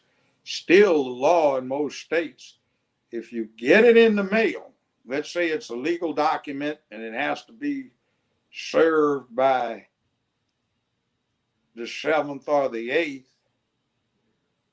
say the 9th of October, if you get it in the mailbox before the 9th, midnight on the 9th, as far as the law is concerned, unless it specifically says it must be received, you've delivered it because you put it in the mailbox. Mm-hmm. The post offices in Memphis, out at the airport and another couple of places, they used to be open all night, 24/7. Yeah. And as long as you got there by midnight, you could have it marked.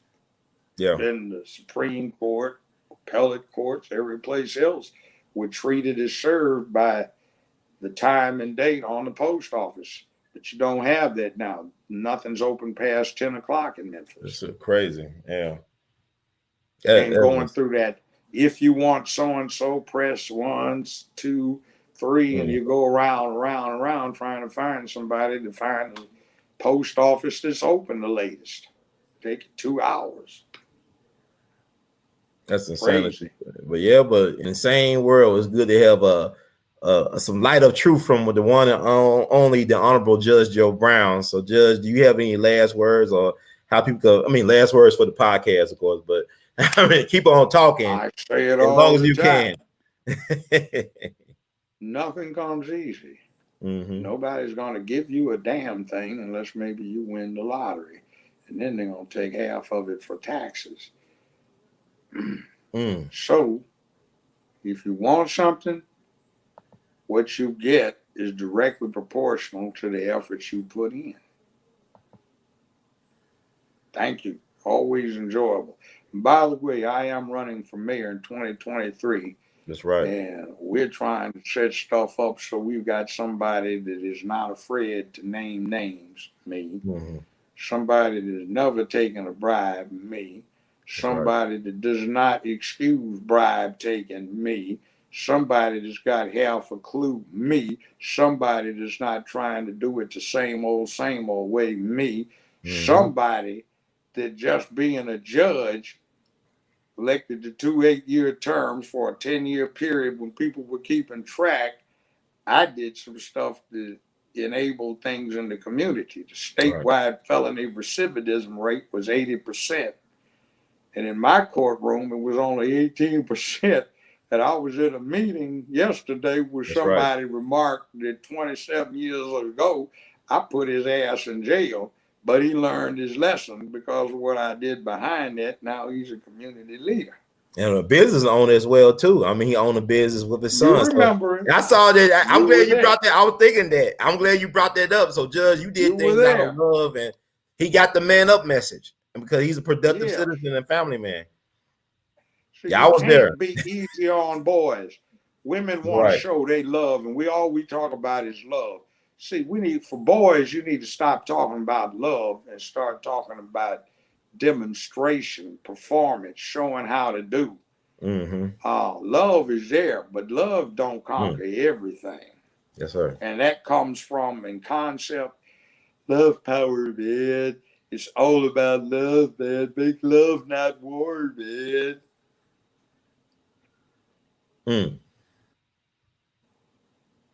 Well, Judge, I want to thank you. Yeah, go ahead. Another thing, too, I'm serious about this.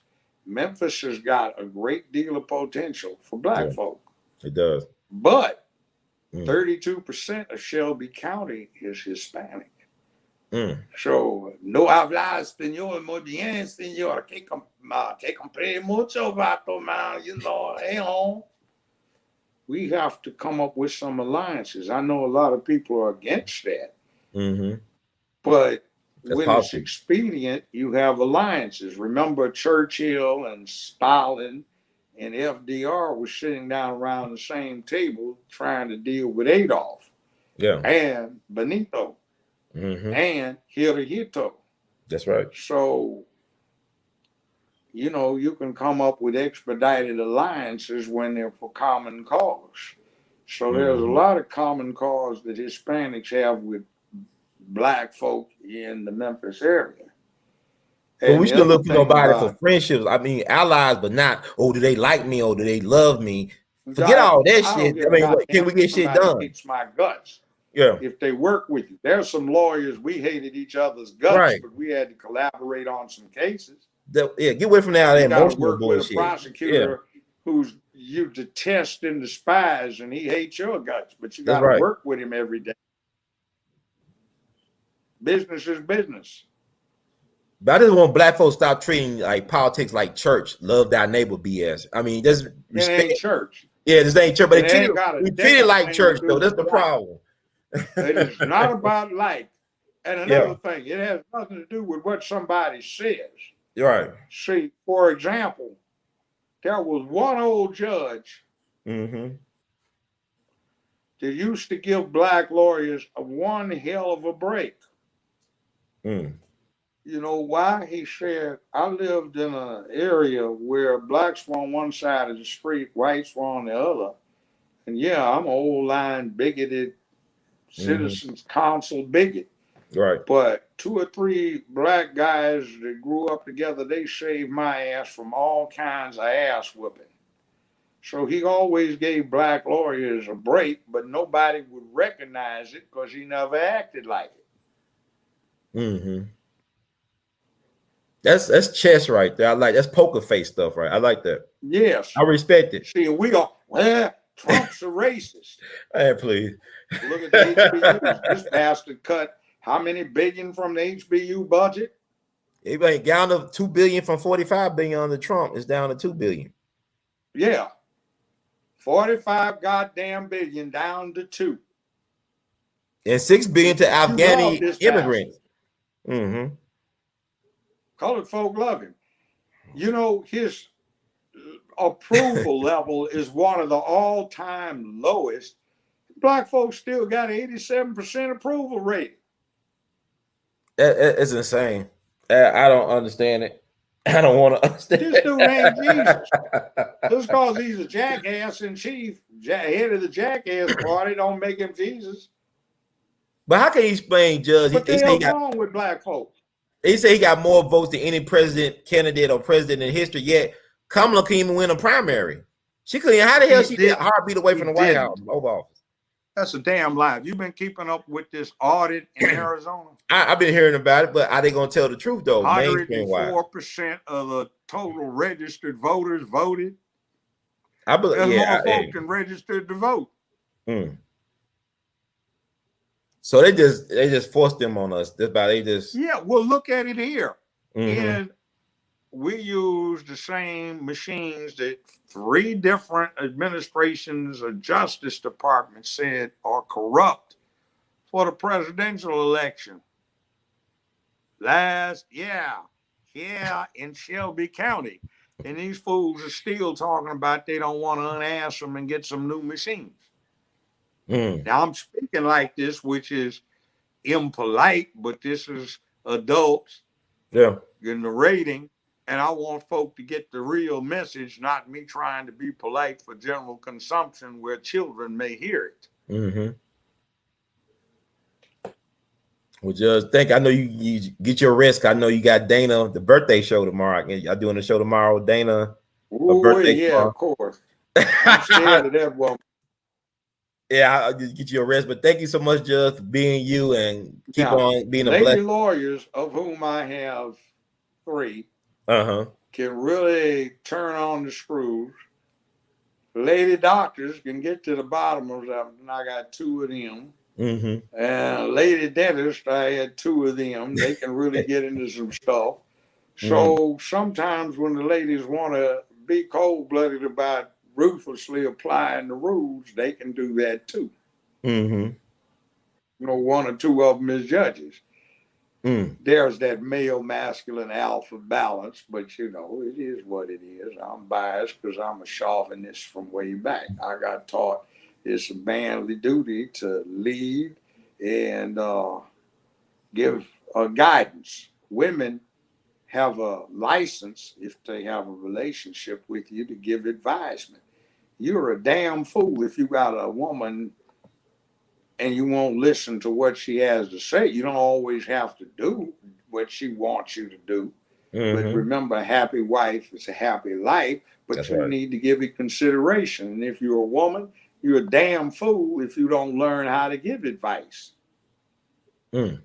Well, Judge, guidance, women give advisement. And that's the yin-yang thing. That balance works like a real shuttle when it goes going. Yes, it does. You live longer, gentlemen, when you got a wife. And but what do you do with women that try to out eat you at the table or try to be like, you know what I'm saying? Like they trying to out eat you and all this other stuff. There's a problem. For 50 years, the Republic has been victimized by some false lying propaganda trying to get something that is adverse to what human physiological evolution has set up. Our cultural evolution has gone lockstep with the physiological. So one of the problems a lot of women are suffering from is listening to what's out there. They have an idea that they like something they really don't like, and what they really like, they think is the meaning to life. So they don't get fun filled. They got problems because they really enjoy it, but they feel like that's the meaning. They're supposed to enjoy it and leaves them cold. Doesn't do anything. Too many young guys running around talking about their woman haters. Now that's not cool either. That is not cool. Because a woman, you'll live on the average of 7, 8, 9, 10, 14 years longer if you got a good woman, but you got to find a good one. And there's no rush. Here's something too. The higher up you go, the closer to the top of the pyramid you are. But at the top of the pyramid, when you're up there, there are far fewer women up there with you. And if you're a woman, far fewer guys up there with you than there are down here. So the problem is you can go down, but they don't help you become more than you can be. Yes, sir. You see, you want the reactor to be able to operate at 110% capacity, not have to be throttled back to 50, 55% in order to get along with the other one. And here's a rule, guys. Don't stick it in nothing you wouldn't be caught walking down Main Street at broad daylight with in front of all your friends. Yes, sir. At least wear a raincoat. Oh, man, you know what? I don't know. Even with all this stuff going on, people still ain't wearing raincoats, though, man. People just, I like to dance in the rain. Some people like to dance in the rain. Won't pull out.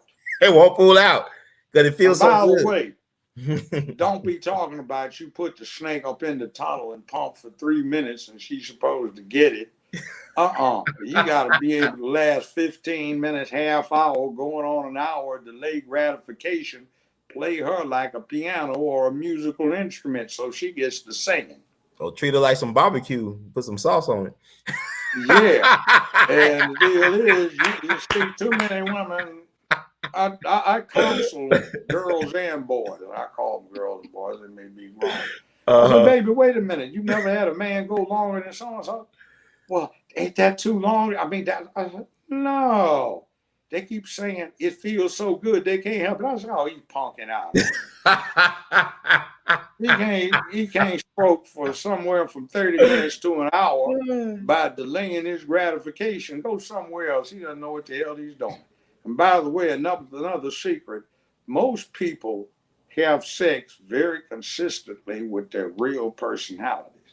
Okay. So you ever heard folk talk about, I'm not photogenic. I take horrible pictures and I'm the only bad. Well, see, when humans talk to each other face to face, only 15% of what they're saying consists of the words. Right. 35% consists of the tone. And 50 plus percent consists of the body language. When you take the smile, you're on candid camera, and you take that cell phone photo, and the person doesn't look photogenic, that's because they're broadcasting a negative body language message. Now, if you're having sex with them, it's 100% body language. So what they're really about is going to come out with this nonverbal body language communication. Yes, sir. So people make love very consistently with their body language. Next thing, if they know how to drive, they drive consistently with what their personalities are, which match their body language. So just remember that. And I wouldn't suggest you get it on too early because you'll get used and abused. Because this little game of getting to know each other, and sometimes it can only take 5 minutes. There are some women I had sex with within 10 minutes of meeting them. Yeah, you like, but damn, I've known them 55 years. I've known them 55 years, and we're still good friends. That's cool. There was a Hollywood party. They wanted BSU members, Panthers, and activists on campus to show up, because they wanted a background on a joke album. And that was this fine specimen she had on a little micro mini, and I was just digging it. And she went out back, and we were overlooking the L.A. with the lights. And she had one foot up on the railing looking over there, and I walked up behind her, and I said, shh, don't turn around. She had a little micro mini. I flipped it up. We got on. A couple of people called us when I got through. I said, don't turn around. See if you can find me in the party. If you don't find me in 30 minutes, I'll come get with you. So she found me in about 10 minutes, and we started dating for 7, 8, 9 months. She went out of town to get a graduate degree and broke that up, wound up meeting somebody, got married. Wow. Another somebody, the last time I saw her was 52 years after I met her. We were still good friends. See, sex in the late 60s was about as casual as having a dance with somebody at a house party that you already knew. Wow. Walk Jesus. in, Burger King, or hell, Mickey D's back in the late 60s. Brother, you want dessert with that order? What you got? Well, we have a special. I said, if it's you, yeah. Can you get back here when I take a break in about an hour and 15 minutes? Yeah, you got a car? Yeah, big back seat? Yeah, come back. You got dessert. But see, Oh my everybody God. was on birth control then, and they had these free clinics. You couldn't catch anything. It couldn't clear up with a shot of penicillin within an hour. Don't do anything for a week and you'll cure it. But I mean, they brought all this poison back from the Nam because Mm. the little girls over there were going, hey, GI, uh, me love you long time, Yeah. F you long time, Yeah. and somebody'd slip her 30 pills from the commissary on base, and they'd just take one or two and the symptoms would clear up, and then that pathogen was embroidering a super cape to wear, and they'd give them a bunch to their friend girls, and that shit came back, and it was no more. So free love ain't free. Oh, you saying it's a tax on free love? No, used to be. I mean, you go to an event in L.A., Griffith Park, LAPD didn't know about it. It was bootleg. It'd be a concert, and they'd have over to the side in the shade, they'd have 10 or 15 quilts laid out and 10, 15 naked women that would rotate as the love object. Anybody needs sex to relax, feel free. Well, Judge, I know I like about you. They can't get you like they got Cosby and R. Kelly, but you a judge, you a lawyer. You telling No, you man, telling on yourself, Judge. I've devoted most of my adult life. I'm old now. I guess I've stabilized and settled down Uh-huh. to the pursuit, acquisition, and enjoyment of nookie. I heard that. You I've need to help devoted these most of incels. my adult life to that. You need to counsel incels, Judge. You need like an incel intervention. Get these incels off the Young street. brothers, get Counseling. over it. You're designed to work better with women. Mm-hmm. You just have to learn how to be in charge and pick the right one. It ain't their fault. It's our fault that we abdicated it because we bought into that emotional, it's easy, we're entitled stuff, just like these fools. The lesbians that hated men, the feminists hated they weren't men, the beta Mm-hmm. boys that hated that they couldn't be white men like they were supposed to, the gay boys that hated manhood, and the anti-war type that said war is a man thing. You got to change how boys were raised. See, we bought into that. Well, I did, but too many did. So we have to undo that because we are in a safety bubble, and things are going to change over the rest of this century. They're going to be rising sea levels, loss of land, droughts. That means the agricultural situation is going to be bad.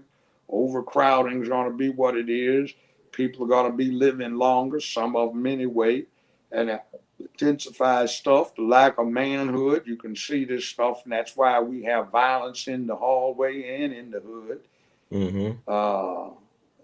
And it's not going to be good.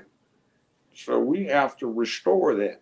See, in the yin yang principle, masculinity, femininity, you don't have to act like A.L.L, some Neanderthal brute or anything. But I mean, you need to act masculine. And remember, it's all about, ma'am, you may have my seat on the lifeboat, you and your child, while Titanic 2 goes down.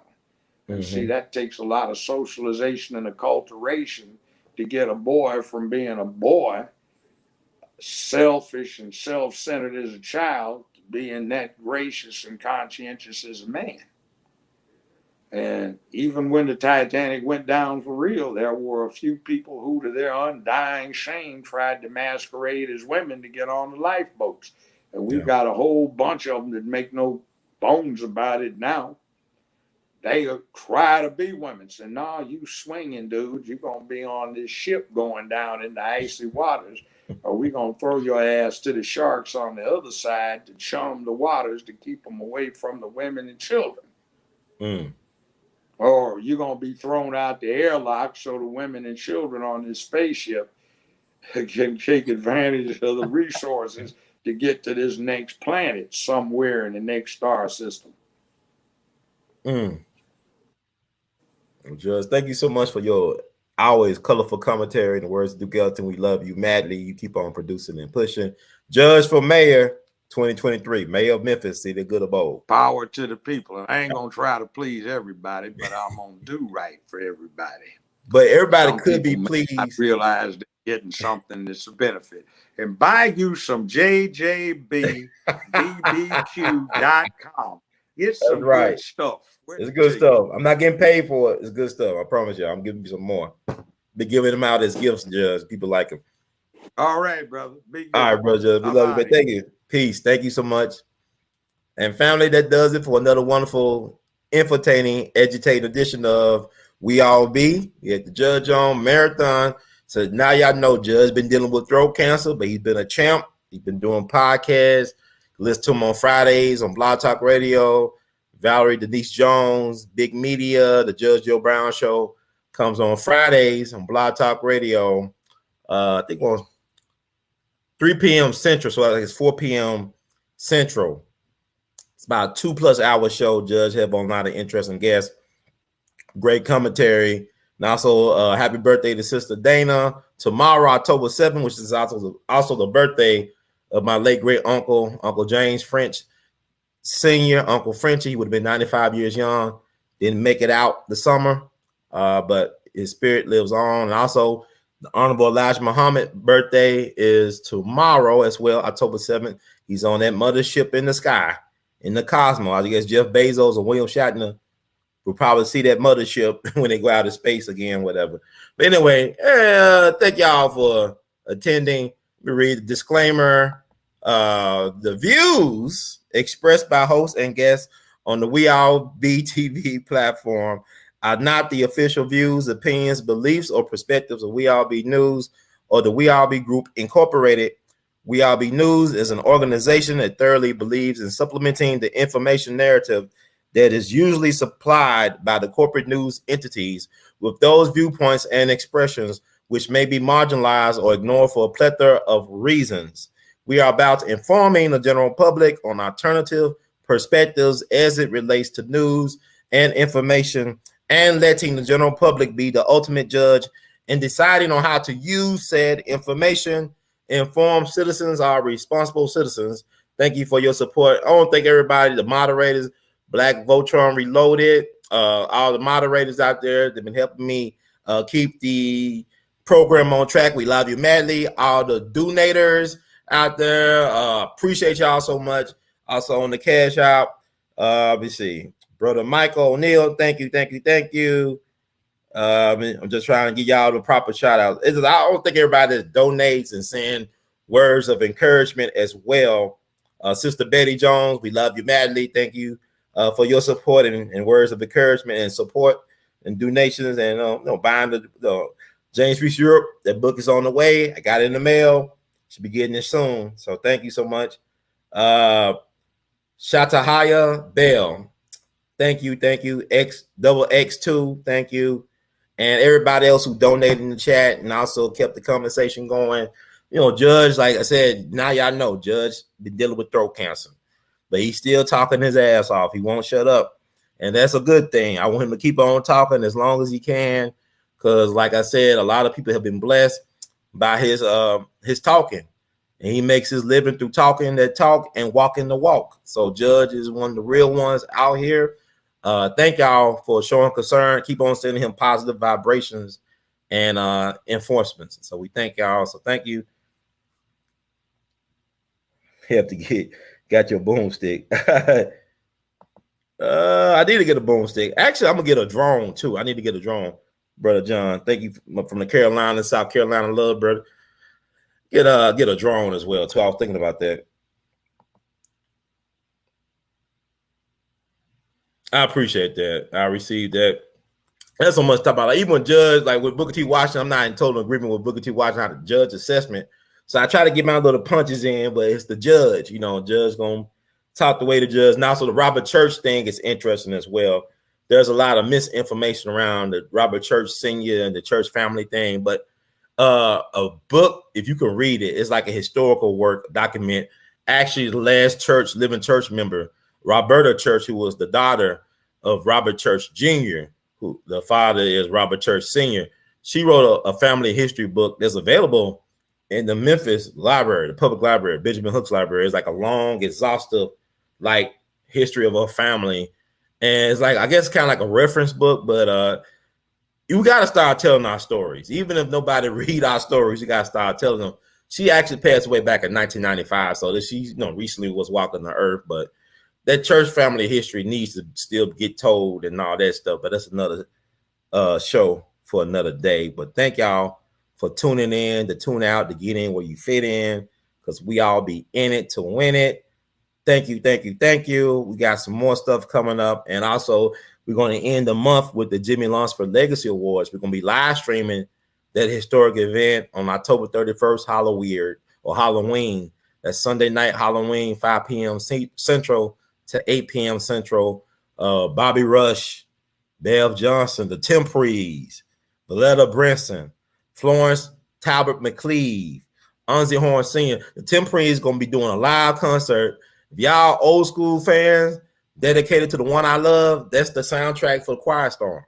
So the Temprees is like our version of the Temptations down here in Memphis, Stax artists. Also, the one and only Dr. Bobby Rush. Y'all got to get this book. I Ain't Studying Ya. That's his autobiography. I've been knowing Bobby Rush for some years now. He's gonna be doing some live stuff that night. He's one of the last ones left, man. Him and Buddy Guy. Bobby Rush is almost 90 years old, can still jump 4 feet in the air. He does over 200 shows a year. But looking at this handsome, pretty, smiling face, you never know all the hell he has endured in his life, but still give so much love and so much enthusiasm to the people. He's one of a hell of an entertainer. Y'all saw him on that Dolomite Is My Name movie with Eddie Murphy. He used to perform with Dolomite on the Chitlin circuit. He knew them all. Little Richard, Little Walter, Holland Wolf, Muddy Waters. He saw them all. He knew them all. Etta James, Bo Diddley. This is Bobby Rush. One of the last Souls men doing his due. I Ain't Studying Ya. Get his book. Okay. I think that's enough.